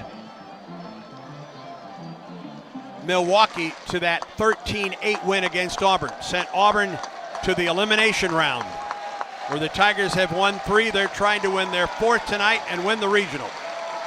1-2 to Horn. Sanders. Here's the wind, here's the pitch. Swing and a miss, he struck him out. 5 strikeouts for Sanders. 11 for Auburn tonight. And we go to the bottom of the 8th. Auburn 7, Milwaukee 3. Auburn baseball continues in a moment. What a matchup we've got, folks. Just nonstop action. The energy is electric and the fans are all in. An intense game like this calls for a Coca-Cola. Ah, crisp and refreshing. That's a game changer. Yeah, that taste scores every time. And just like that, they're back at it. Passionate fans and an ice-cold Coca-Cola. Now that's a winning combo. No matter the team, no matter the sport, everyone knows fan work is thirsty work. Enjoy a Coca-Cola. Strike out ants, termites, and other pests with a call to Cook's Pest Control. Cook's proven pest control methods and superior termite control system keep your home safe and are backed by a 110% satisfaction guarantee. As the weather gets warmer, your spring cleaning isn't done until you call the official pest control partner of the Auburn Tigers, Cook's Pest Control. Looky, looky, looky, here comes Cookie, Cook's Pest Control. Back to more of the Tigers and Panthers from Plainsman Park. Bottom of the 8th inning, Auburn on top here 7-3, and a pepper tree pitching change for Milwaukee. It is Aiden Fishnick. Fishnick, 6'2", 210, redshirt junior, out of Barnveld, Wisconsin. Fishnick, no record, 18 appearances, 17 in relief. ERA of 4.54. 35 and 2/3 innings, 36 hits, 30 runs, only 18 of them earned. He's walked 19, struck out 24. He's hit 10 batters, given up 8 homers, 4 doubles. Opposition is batting .255 against Aiden Fishnick. 1 inning of relief this weekend, a walk, a strikeout, no hits. Watson, an inning and a third, a walk, a strikeout, no runs or hits. So Fishnick, 5th pitcher of the game for Milwaukee. He will get the 8, 9, and 1 hitters for Auburn in the 8th inning. Auburn's lead is 4, 7-3. And announced in the break, a new single game attendance record at Plainsman Park, 8,228 fans. It breaks the old record of 8,037 Game 1 of the Texas series earlier this year.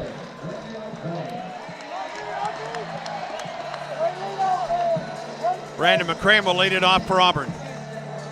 A sacrifice line drive back in the 6th, that 5-run 6th inning, scored a run. Fishnick pitches. Throws a slider and it misses low.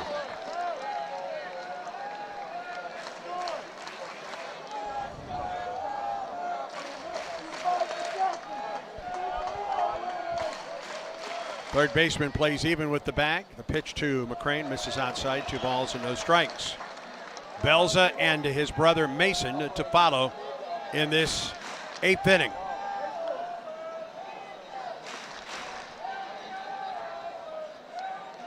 Here's the wind in the 2-0. Missed the outside corner with a fastball at 87, 3-0.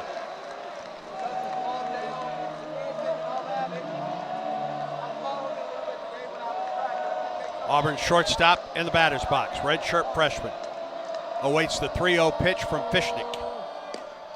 And he missed. It's a walk. Brandon McCrane to first.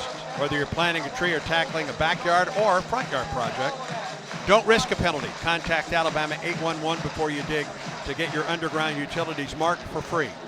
Visit al811.com or call 811. It's free, it's simple, and it's the Brad Law.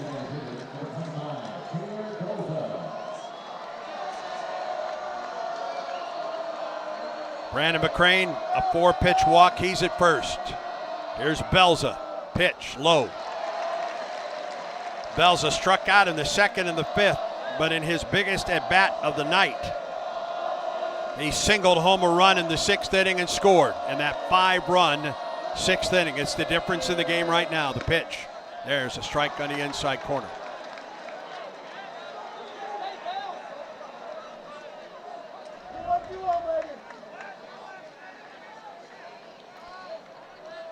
Ross comes in at third. They hold the runner at first. The pitch. High strike call. A ball and 2 strikes now to Belza. Top of the order, and Mason McCrane waits on deck. At 5-run 6, started with a solo homer to center by Freilich, his 20th of the year. 1-2 pitch. Belza chops it foul.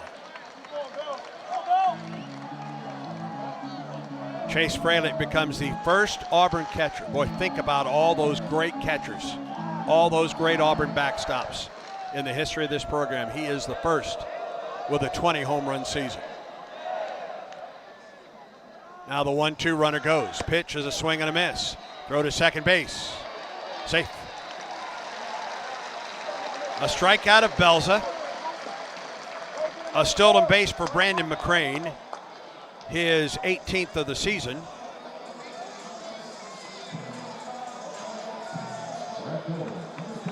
And a chance now for his brother to drive him home.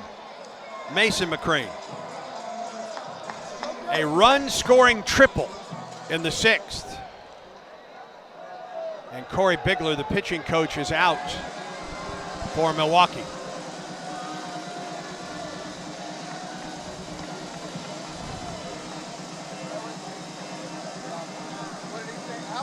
Seven runs, 8 hits, no errors, 6 men left on tonight for Auburn. Milwaukee, 3 runs on 8 hits, an error, and 5 men left. All 3 of the runs for Milwaukee via the homer. A 2-run shot by Hadley. And a solo shot to right by Marion.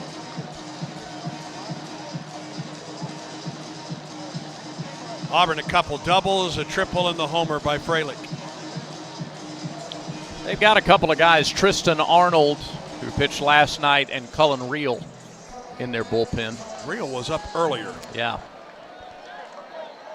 Brandon McCrane at second, Mason McCrane at the plate. Fishnick comes set in the pitch.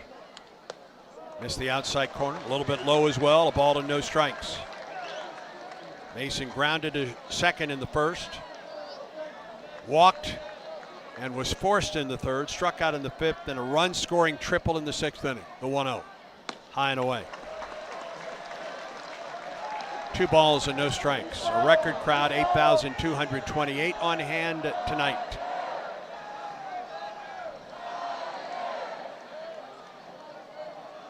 Now a 2-0 pitch to Mason McCrane.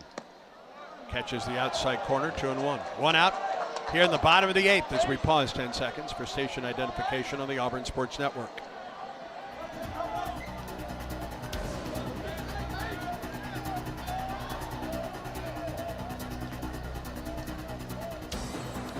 Two 1 pitch. Mason takes it inside and low, 3-1.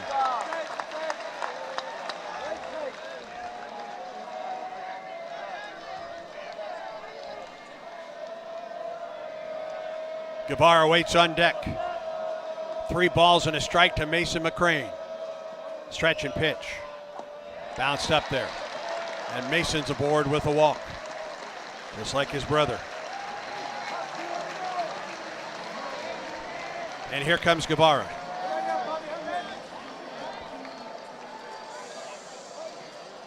Oh for 2 on the night with a run scored.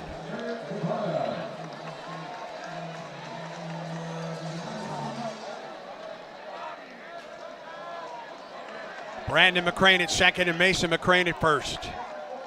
As Auburn looks for insurance here in the bottom of the 8th, leading 7-3 the pitch. High, ball 1 to Guevara.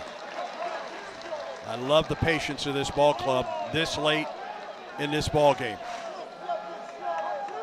Facing the 5th pitcher of the night for Milwaukee. 1-0. And Guevara takes a strike, a ball, and a strike.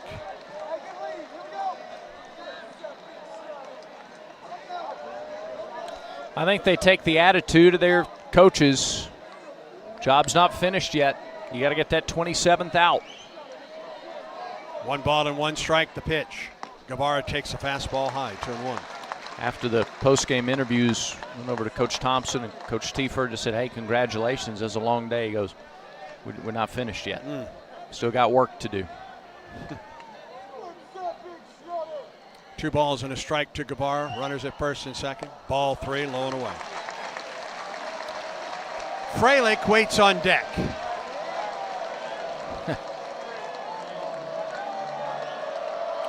Brandon McCrane at second. Mason McCrane at first. 3 balls and a strike to Eric Guevara. Here's the pitch. Ball 4. The bases are loaded for Chase Frelick, the MVP of this regional.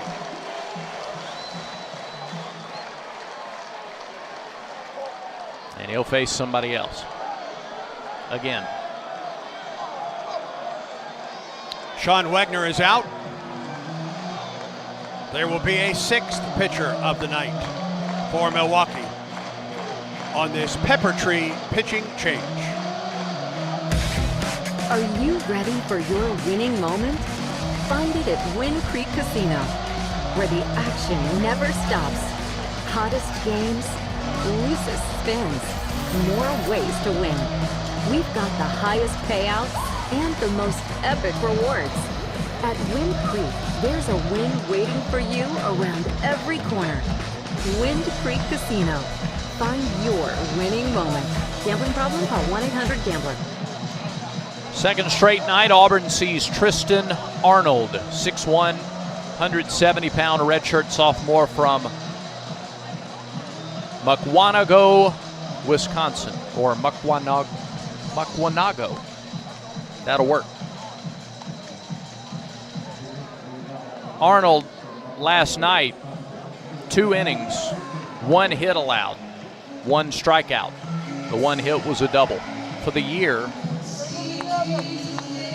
Arnold 1-3, 13 outings, 10 in relief, an 11.94 ERA. He does have a save, 17 1/3 innings, 31 hits, 23 runs, 15 walks, 11 strikeouts, 7 wild pitches, 6 hit batters, 2 doubles, 2 homers allowed, and teams are batting .383 against Tristan Arnold. And he gets to face Chase Frelick with the bases loaded and 1 out in the 8th. Frelick, an infield single in the first. He scored the game's first run. Drove home a run with a ground out in the 3rd. Led off the 6th with a home run to center and has reached on a fielder's choice.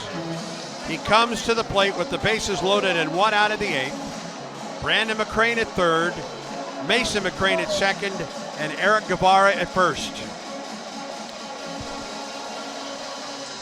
In less important but still interesting news, over 3,600 hot dogs sold tonight.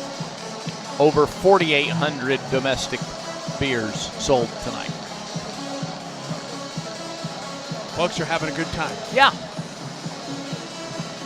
And their Auburn Ball Club right now is 3 outs away from a regional championship. And trying to add to the run total right here. 7-3 Auburn, and Freilich at the plate with the bases loaded and 1 out in the 8th. He faces the 6th pitcher of the night for Milwaukee and Tristan Arnold.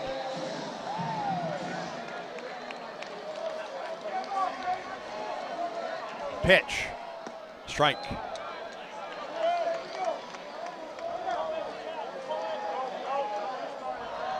Bases loaded, 1 out, 8th inning. Auburn up 7-3. Freilich at the plate. Pitch on the way. High fly ball into shallow left. On comes Horn. Out goes the shortstop. He makes the catch, and the runners stay put.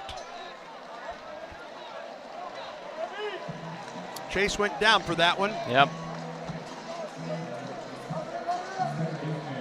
He was trying just to get it in the air. He was definitely trying to get it in the air to try to get the run home from third. Just didn't get it out enough. And now here's Rembert with the bases loaded and 2 outs. 17-game hitting streak for Rembert. He took care of that in the 1st inning. Pitch on the way. Off the catcher. Here comes McCrane. He scores standing up.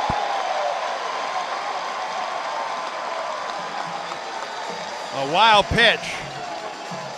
And as soon as that tipped off the glove of the catcher, yeah, he was gone. Brandon was flying home. So he gets on base with a walk, steals a base, gets over to third on a couple of walks, and then scores on a wild pitch. So runners at second and third with 2 outs and a run home, and the Tigers now lead at 8-3.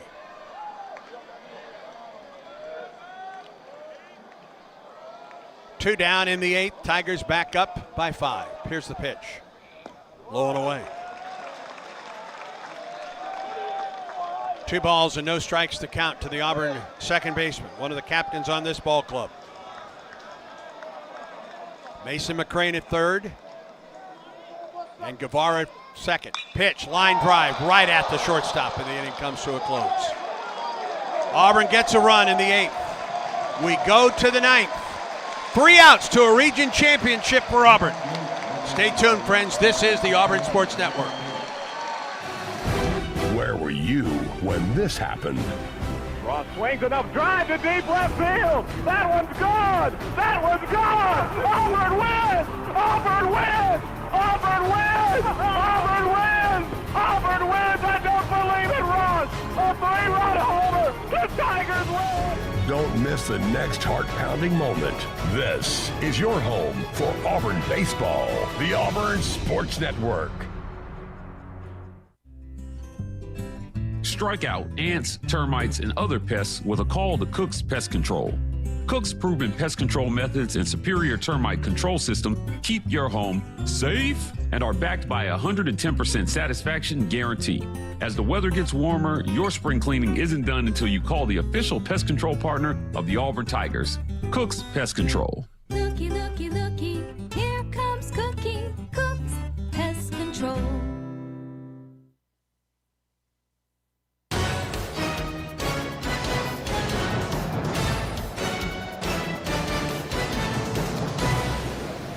Jackson Sanders back to the hill in the 9th. 60 pitches into this relief outing, his second of the weekend in this NCAA regional. And he will get the 6, 7, and 8 hitters, Hadley, Bozak, and Spence for Milwaukee. Auburn 3 outs away from a regional championship, the 5th, with head coach Butch Thompson. Auburn 3 outs away from hosting a super regional for the 2nd time ever, and the 2nd time here at Plainsman Park. But 3 tough outs to get before Auburn has the possibility to celebrate with over 8,200 on hand tonight in and around this ballpark. John Hadley has been a load tonight for Milwaukee. Doubled in the 2nd, a 2-run homer to tie the game at that time in the 4th, and a fielder's choice in the 6th.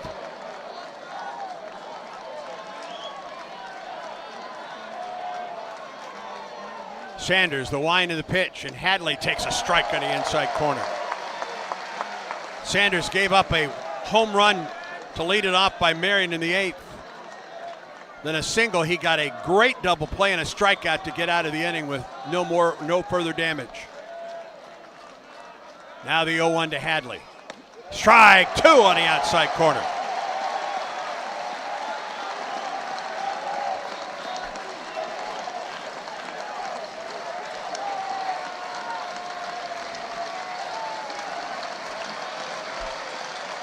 Hadley the wind, the pitch, or rather Sanders swing and a miss by Hadley. They struck him out. That's 6 Ks tonight for Sanders. 12 on the night for Auburn pitching. 1 out in the ninth.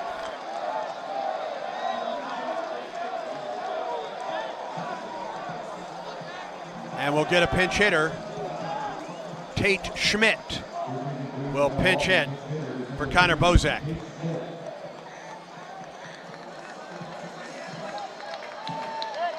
One out in the 9th inning.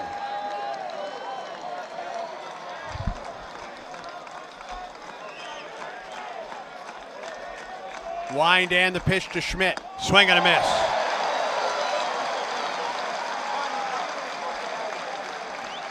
Six strikeouts tonight for Sanders. He came on for Auburn in the 5th. Now the 0-1. A little bit up. Bozak was 0 for 3 with 3 strikeouts. Auburn pitching with 12 Ks on the night. Sanders, the wind and the 1-1. Schmidt drives it into deep center field. Long run for Ballou at the track, and it's off the top of the wall. Schmidt around first base on his way to second, and he'll hold up there with a double.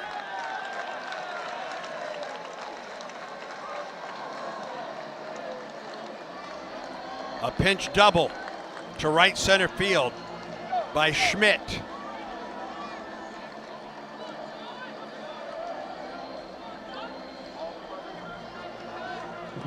And that brings John Spence to the plate. Led off the 3rd with a single, flied to left in the 4th, and struck out swinging in the 7th. Auburn's lead is 8-3, 1 out, top of the 9th in the regional championship game. Stretch in the pitch. Strike called on a fastball. Inside corner from Sanders. 91 on the heat from the lefty from Opelika. Schmidt a lead down at second base. The pitch. Swing and a drive into center, but that is Cade Ballou territory. 2 outs. Get on your feet, Auburn.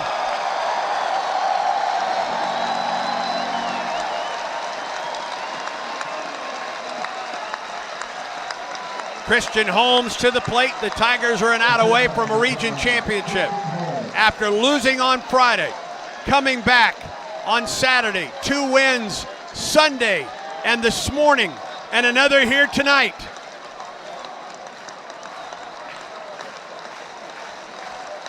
Holmes is 0 for 3.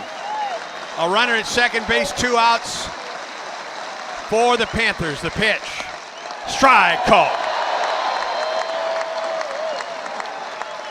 8,228 on their feet in and around this ballpark.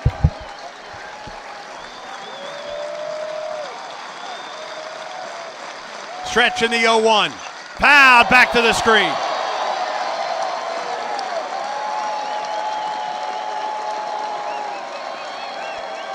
No balls and 2 strikes to Holmes.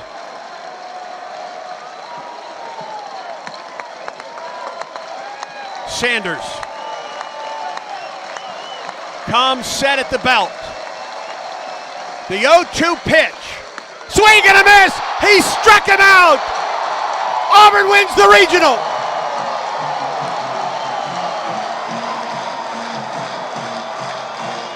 For the 2nd straight year, the Tigers celebrate at Plainsman Park and will host a super regional for the 2nd straight year. The final score tonight, Auburn 8, Milwaukee 3. Your Auburn Tigers are NCAA region champions.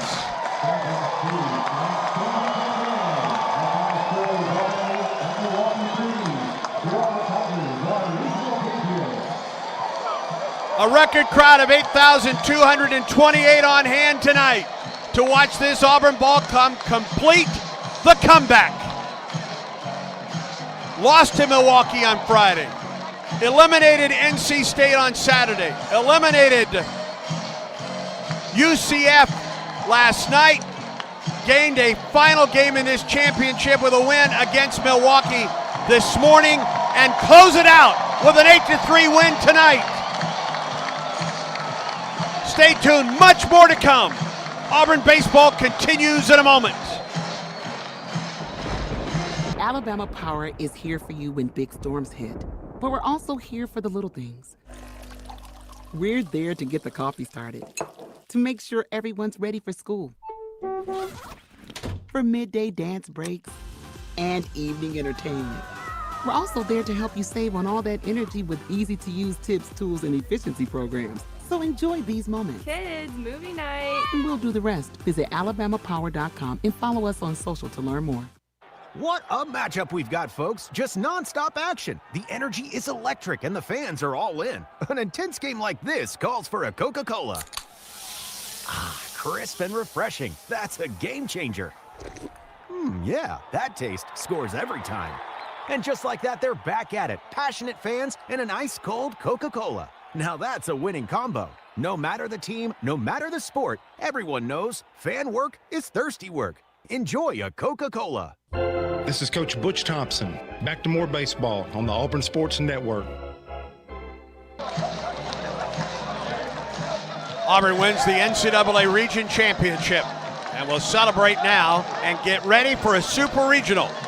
This coming weekend, it will be an all-SEC Super Regional. Ole Miss comes to town. Stay tuned for details on game times and the dates. But there's more baseball coming to Plainsman Park. Auburn wins this one tonight. Auburn 8, Milwaukee 3. Auburn has won 3 games in the last 2 days. Let me tell you something. Auburn used a total of 5 pitchers to win those 3 games. How about that? Jackson Sanders, the winning pitcher, 5-1 on the season. The loss to Mason Weckler. It was a 5-run sixth that propelled Auburn to this region championship. Auburn 8, Milwaukee 3. A victorious, a region championship edition of the Regions Bank postgame show is coming up next. This is the Auburn Sports Network. Looking for legendary wings, mouth-watering burgers, and unbeatable pizza for your next big event? Baumhauer's Catering is here to satisfy your cravings. Tailgates, birthdays, to office lunches and weddings. Boost your event with delicious flavors of Baumhauer's Catering. 1, 2, we test offer 1, 2 or delivery, or choose our full-service catering that I'm includes going to have setup and staff. Jacob Don't have space looking for your at big you, event? so you can let even me know host when you you're in our ready, dedicated okay? party Sounds space. good. Baumhauer's Victory Grill Catering. Legendary flavors, zero hassle. War Eagle. If you are a fighter, Modelo is your reward. So listen close. You put up with a lot, but you always hold it down for your people. You are strong, you are fearless, you are the baddest on the block. You are an elbow grease factory, a force of nature. You are not to be reckoned with. You are a ride or die, a powerhouse of productivity. You are a fighter, and Modelo is your reward. You've earned every last drop of this rich golden lager, so raise it up high. Modelo, the mark of a fighter. Drink responsibly. Beer imported by Crown Imports, Chicago, Illinois. Yellowwood knows that a 5-star backyard is the place to make lasting memories. Like cookouts. Cornhole with friends. Ooh, a neighborhood potluck with your wife's pasta salad. The one with the feta. Oh, sorry. Or taking a nap on your deck in a hammock. Naps are memories. I love naps. For 5-star backyards and the most memorable experiences, Yellowwood brand pressure-treated pine. If it doesn't have that yellow tag, you don't want it. Hey, Tiger fans, it's college baseball season, and SeatGeek is the official ticket marketplace of Backwards K's and Barn Burners. SeatGeek makes it easy to find tickets so you can be a part of all the action this postseason. Whether you're buying or selling tickets to Auburn baseball games or to any other live event in Auburn, SeatGeek is the place to do it. SeatGeek is the official ticket marketplace of Auburn Tiger baseball. Let's go, Tigers. SeatGeek.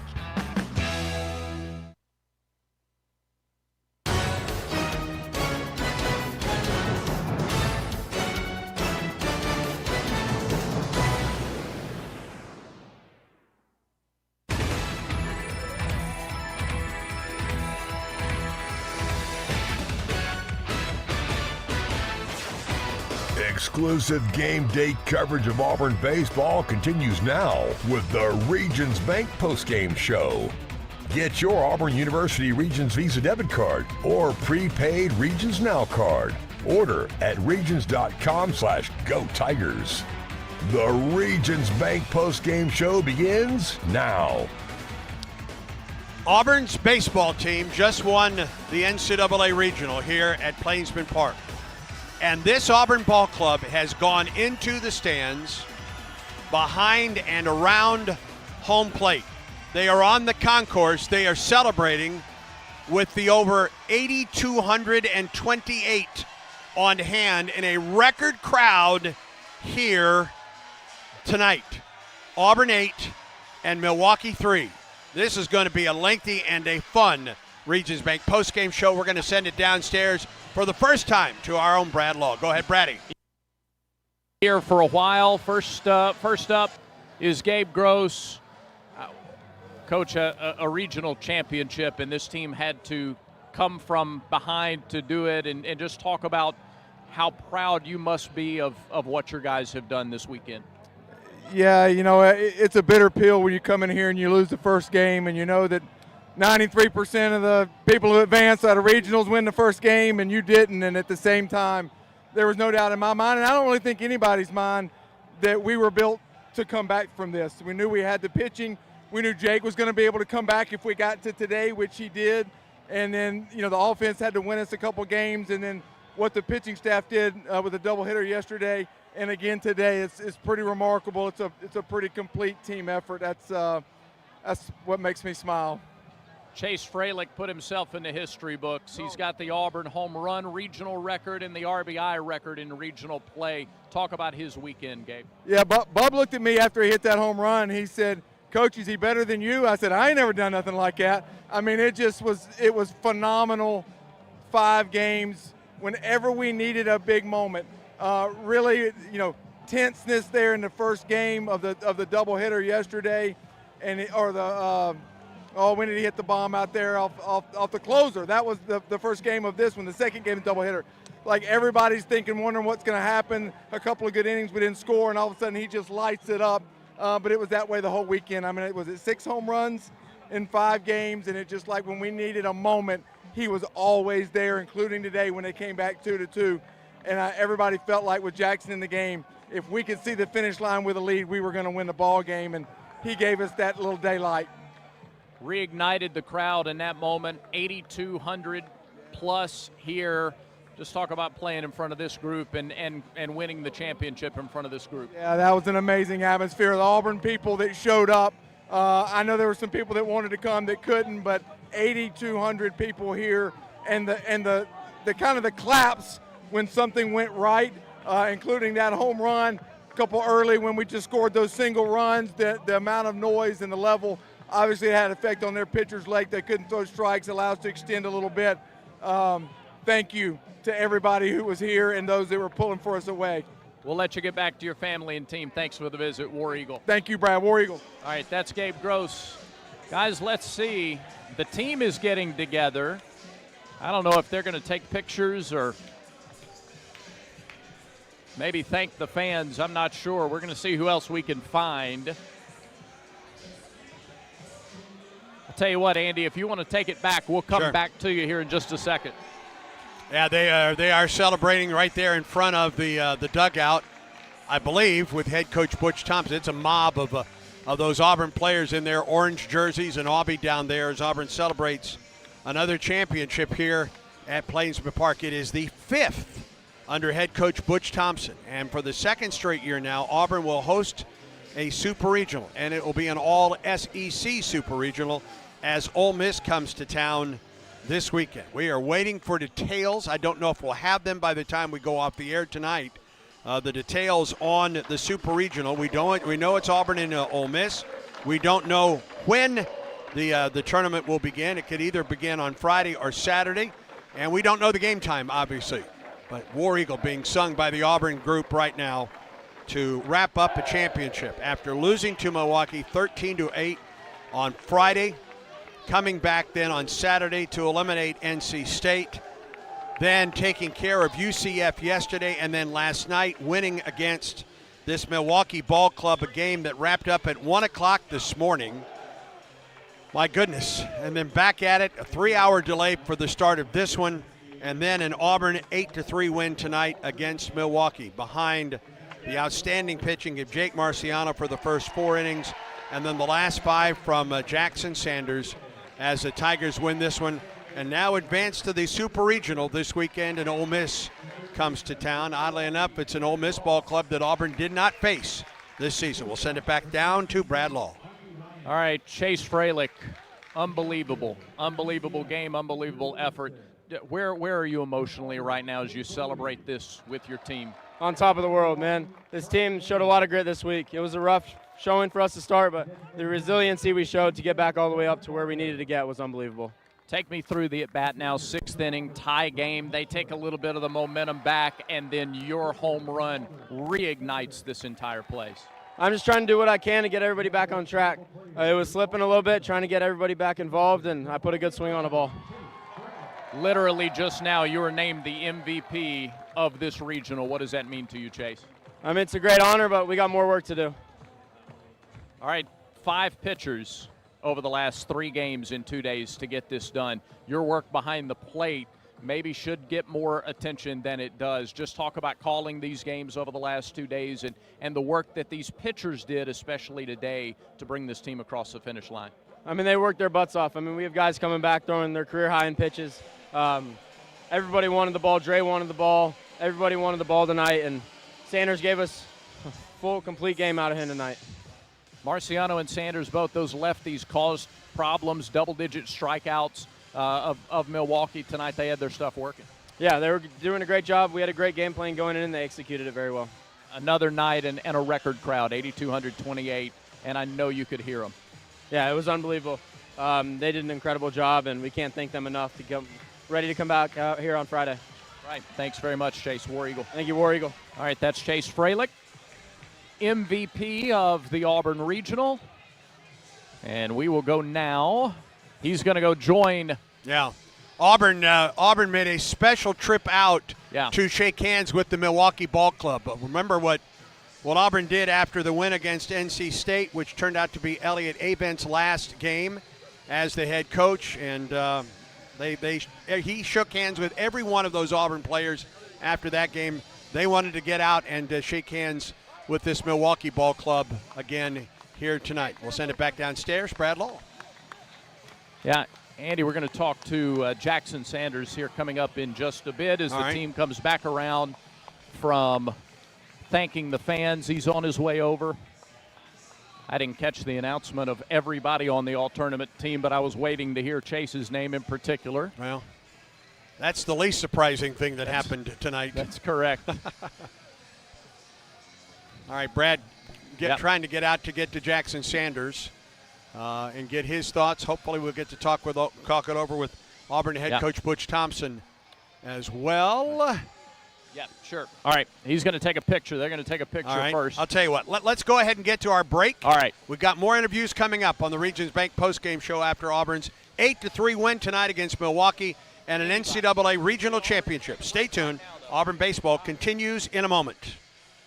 There's team pride, and then there's extra Tiger pride. When I'm carrying the Auburn University Regents Visa debit card or prepaid Regents Now card, that's exactly what I get. Whether I'm grabbing some extra Auburn gear or picking up an extra dozen wings for the game, this card always brings it. Sometimes I get an extra War Eagle from the cashier too. Visit Regions.com/Go Tigers to get yours. Extra changes everything. And at Regions, Extra is our ordinary. Official bank of the SEC, member FDIC.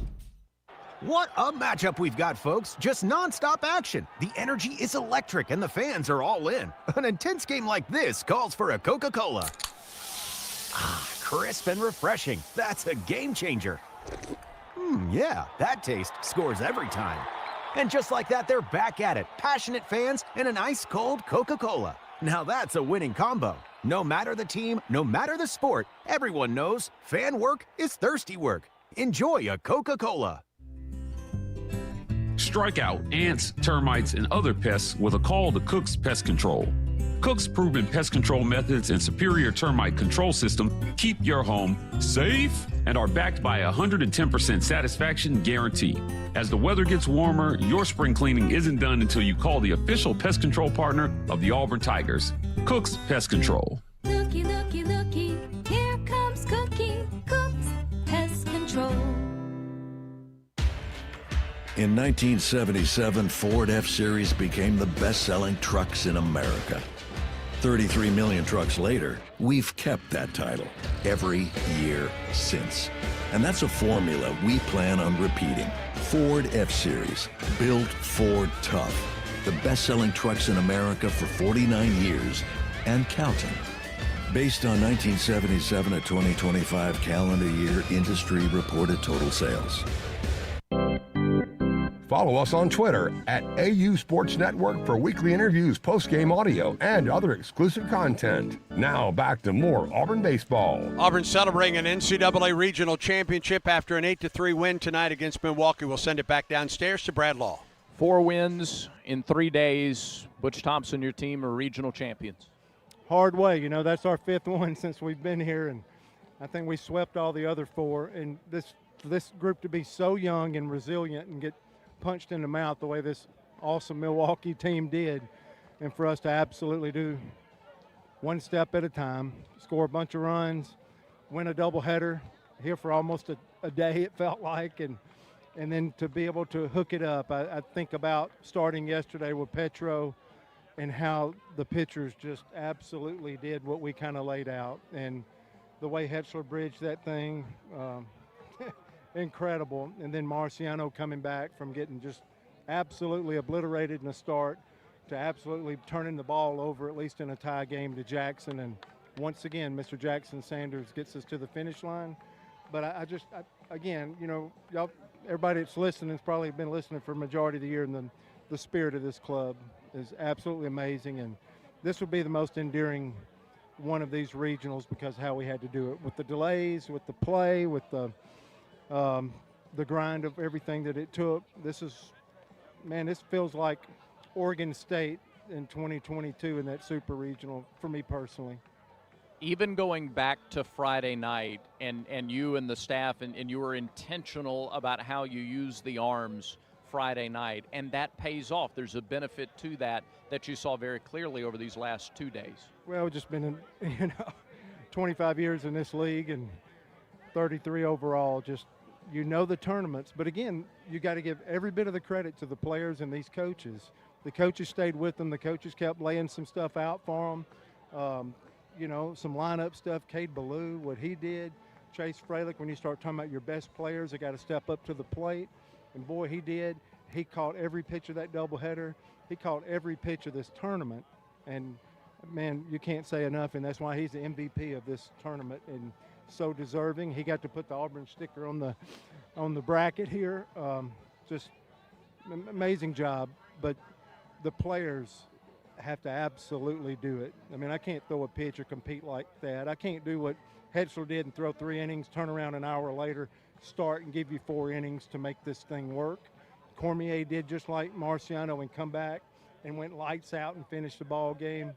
Just amazing effort because our pitching really hadn't experienced 2 days like that. I know they haven't given up 26 runs in 2 games like that. And, buddy, when they come out for day 3, they laid it down. This never gets old, does it? Having family on the field, watching your players celebrate, and knowing there's still more work to do, but appreciating this moment for what it is, because it's hard to get to this point. It's really hard. I hope people understand. And you can see the parity in our sport ever. When you see, we've been thinking about this game all day. I don't know what happened around the country, but I can just see parity over parity over parity like never before. I know there's going to be 8 new teams in Omaha, whoever advances out of this next round. But I'm pretty excited for. We've had great crowds, and we've been building for a few years. We've never had that electricity, that energy, and that investment and connection to our team. This was different. This regional was different. Even with all the weather, they sat through 3 hours, but they were lathered up and ready for us to pull this thing out tonight. And they'll be back this weekend, and we can't wait. Coach, congratulations to you and to your team, War Eagle. War Eagle. That's head coach Butch Thompson. Guys, we will talk to Jackson Sanders now. Man, what you got left in the tank, Jackson, after that performance? Man, just celebrate with the guys. You know, we're going to take a good week of recovery right here and get rested, have some practice time, and, you know, start prepping for Ole Miss. What was the key to your outing tonight? You're coming back 2 days after your first appearance on the weekend, and just so effective, even right down there to the very end. Yeah, I mean, it all started as soon as I threw that last pitch against NC State on, I think it was Saturday. Just that recovery and how I ate, how I drank. Just trying to, you know, keep the open mind in hopes I could come back Sunday or Monday, and it worked out. But, you know, a good warm-up in the bullpen before the game, and just, you know, getting all my stuff set before I come in the game. It seemed like maybe a little more off-speed stuff than the fastball, than the usual ratio, at least the first time through the order against him. Is that fair? Yeah, that's fair. I just felt the best with that right there. And then later in the game right there, I think the fastball kind of worked more. So I just flipped the script and started getting guys out in different ways. How inspiring were the 3 guys on the mound yesterday and what they did, and how did that feed into what you and Jake wanted to bring to the mound today to try to close this thing out? Yeah, I mean, today wouldn't have been possible without those 3 guys. You know, they're catalysts. You know, Hessler was probably one of the more gutsy performances I've ever seen on a baseball field. He deserved all the credit he could get, man. He was a psychopath, you know, to close the game and then start one and, you know, roll for, I think, 4 innings. And just, man, it was unbelievable. That dude's different. Describe the emotion as the last out of the ball game is recorded. Yeah, man, I mean, it's just a ultimate, like, happiness, you know. Yeah, we worked so hard after game 1, you know, didn't go our way, and, you know, we knew the road wasn't going to be tough, but BT's been preaching one step at a time, set up base camp and get to the summit. And I kind of saw the summit right there, and, you know, when we reached it, you know, just let it eat. Do you know what you're thinking as you're going around and you're thanking the fans who are here and you're celebrating? What's going through your mind as all that's playing out? Yeah, I mean, that's probably one of the more happier times of my life. You know, those fans are so happy. You know, I was on the mound, and, you know, when the wave started, that was probably one of the coolest moments on a baseball field for me. Just seeing that go all the way around, and, you know, it was so extraordinary. Thoughts on now getting to stay at home, hosting a super regional this weekend? Yeah, we're in a perfect spot. You know, there's no other place we'd rather be, and I think we can win a 2 out of 3 SEC series. We've done it all year. Thank you for the visit. Congratulations, War Eagle. Yes, sir. War Eagle. Thank you. Jackson Sanders, awesome outing for the Tigers here tonight. Let's look around and see who else we might grab and talk to. Let's. I'll tell you what. If I can just pull them away, let's talk to Sonny DeShera. All right, Sonny, you experienced this as a player 4 years ago. How does it feel to experience this now as a member of the staff? I mean, being able to play a postseason on your home turf is something special. I didn't get to experience the Super on our home turf, but now I will, and then I just so excited these guys get to experience that. I mean, one more step. You got two games to win to get to Omaha, and that's the place everybody wants to get to. And the difference now is it's not just getting there, it's winning there. That's the one thing we haven't done yet here. So it's a different feeling because now I get to sit back and watch what I was doing a few years ago, watching all these guys run around. And so it's awesome for them to experience. Describe the 6th inning from your vantage point. They had kind of gotten a little bit of the momentum and things had kind of reached a stalemate. Chase's home run just took the top off everything, and you get 5 big runs in that inning.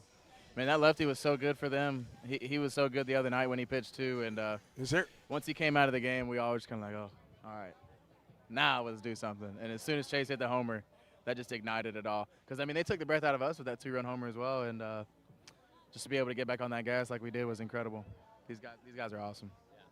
To do what they were able to do, Sonny, in put yesterday behind them and rest and recover and come back with the same kind of focus today, that may be as impressive as anything else, any other element of this weekend. I think I saw something where when a team loses the first game of their tournament, it's like 3%. They move on. So to win 4 straight right there, I mean, you can't explain that. You can't ask more. You can't look at that group in the eye and say, hey, you guys got to win 4 games and a bunch of rain delays and or you go home. And it was hard to do. I mean, we did it with 5 pitchers. We won 4 games with 5, whatever it was. And it was awesome and incredible. Can you take a breath now, or do you immediately move into prep for the Super? Yeah, I think after this long rain and horrible weather weekend. So far, the forecast looks good next weekend, so maybe we can take a breath. But hopefully tomorrow, these guys can actually take a step and look at what they did and what they did for the city, and hopefully they get. Well, they already added to the Super Regional and the Regional appearance wall. Hopefully they can add another number on that College World Series wall. That's what it's all about. Thank you, Sonny. War Eagle. War Eagle. Sonny DeShera down on the field. And, guys, I think that will maybe wrap it up. Let's see. We might be able to get one more if I can convince either LJ or Teef. If I could convince one of these guys, all right, LJ, first season, you're a regional champion. Describe how this feels. It feels amazing. This is just only part of the way, though. We got to go finish the job. All right. Talk about your outing yesterday, second outing of the weekend, and you know you got a job to do, and man, you commanded just as well as you have all season long. Yeah, man. The first time I faced him, I really didn't feel like I left it all out there, so I knew I had to go back out there and basically put my best foot forward, and that's what I did. Yeah. Coming in after Hetzler and seeing what he did to close out the first game and to start the second game, what does that do for you? What does that do for all of the other pitchers when you see efforts like you saw from Petro and Ryan yesterday? Man, I'm not going to say I expected it from Hetz, but, I mean, like, that was probably one of the coolest things I've ever seen. For him to be able to go 3 innings and get a save and then come back out and go 4 strong innings for us was huge, and it really helped us win today, honestly. Me and him being able to finish that game up just using 2 pitchers was really big for us, and it allowed Sanders to be able to come back today and finish this game off. So it was awesome. Yeah. Give us your perspective, LJ, on watching what happened today, because you know, like you emptied the tank. You're going to watch these guys go for the regional championship. What were the emotions like for you in the dugout as you watched today? It was so much fun. I'm just trying to have fun. Kind of knowing that I'm not hot today, so I was just kind of soaking it all in. I mean, this is probably the best environment I've ever seen, so it was awesome. Great job this weekend. We look forward to watching you this weekend in the Supers. War Eagle. War Eagle. LJ Cormier down on the field. And, Andy, I think that will wrap things up from the field. We'll send it back upstairs to you. All right, Brad, thank you. Great work down there. The Tigers win it tonight by a score of 8-3. A reminder to you that this Auburn ball club lost on Friday 13-8 to Milwaukee. And the Tigers knew that they would have to come back and win 4 games in the next 3 days to move on to the Super Regionals. They ended the career of Elliott Avent with a 17-13 win on Saturday. Eliminated UCF last night, a 9-3 ball game. The game against Milwaukee, the first of what turned out to be 2 games against Milwaukee, didn't begin until 10 o'clock last night. Auburn won that game by a score of 8-1. That game ended at 1 o'clock this morning. The championship game, the 7th and deciding game of this regional, was originally scheduled for a 5 o'clock start. It was moved back 3 hours because of the front that moved through, and the Tigers end up winning it tonight by a score of 8-3. Auburn will host the Super Regional this weekend against Ole Miss. Stay tuned to auburntigers.com for the details and the ticket information as Auburn gets set for Ole Miss. The Super Regional, the best 2 out of 3, the Tigers and the Rebels.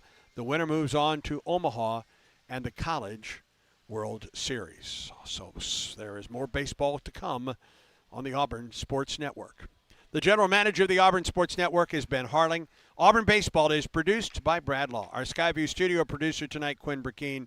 Our in-booth producer tonight, Jacob Hillman. Again, the final score as Auburn wins the region championship. Auburn over Milwaukee by a score of 8-3. For my broadcast partner, Andy Burcham, for my broadcast partner, Brad Law, I'm Andy Burcham. The Auburn Tigers are NCAA region champions. So long, and War Eagle from Plainsman Park.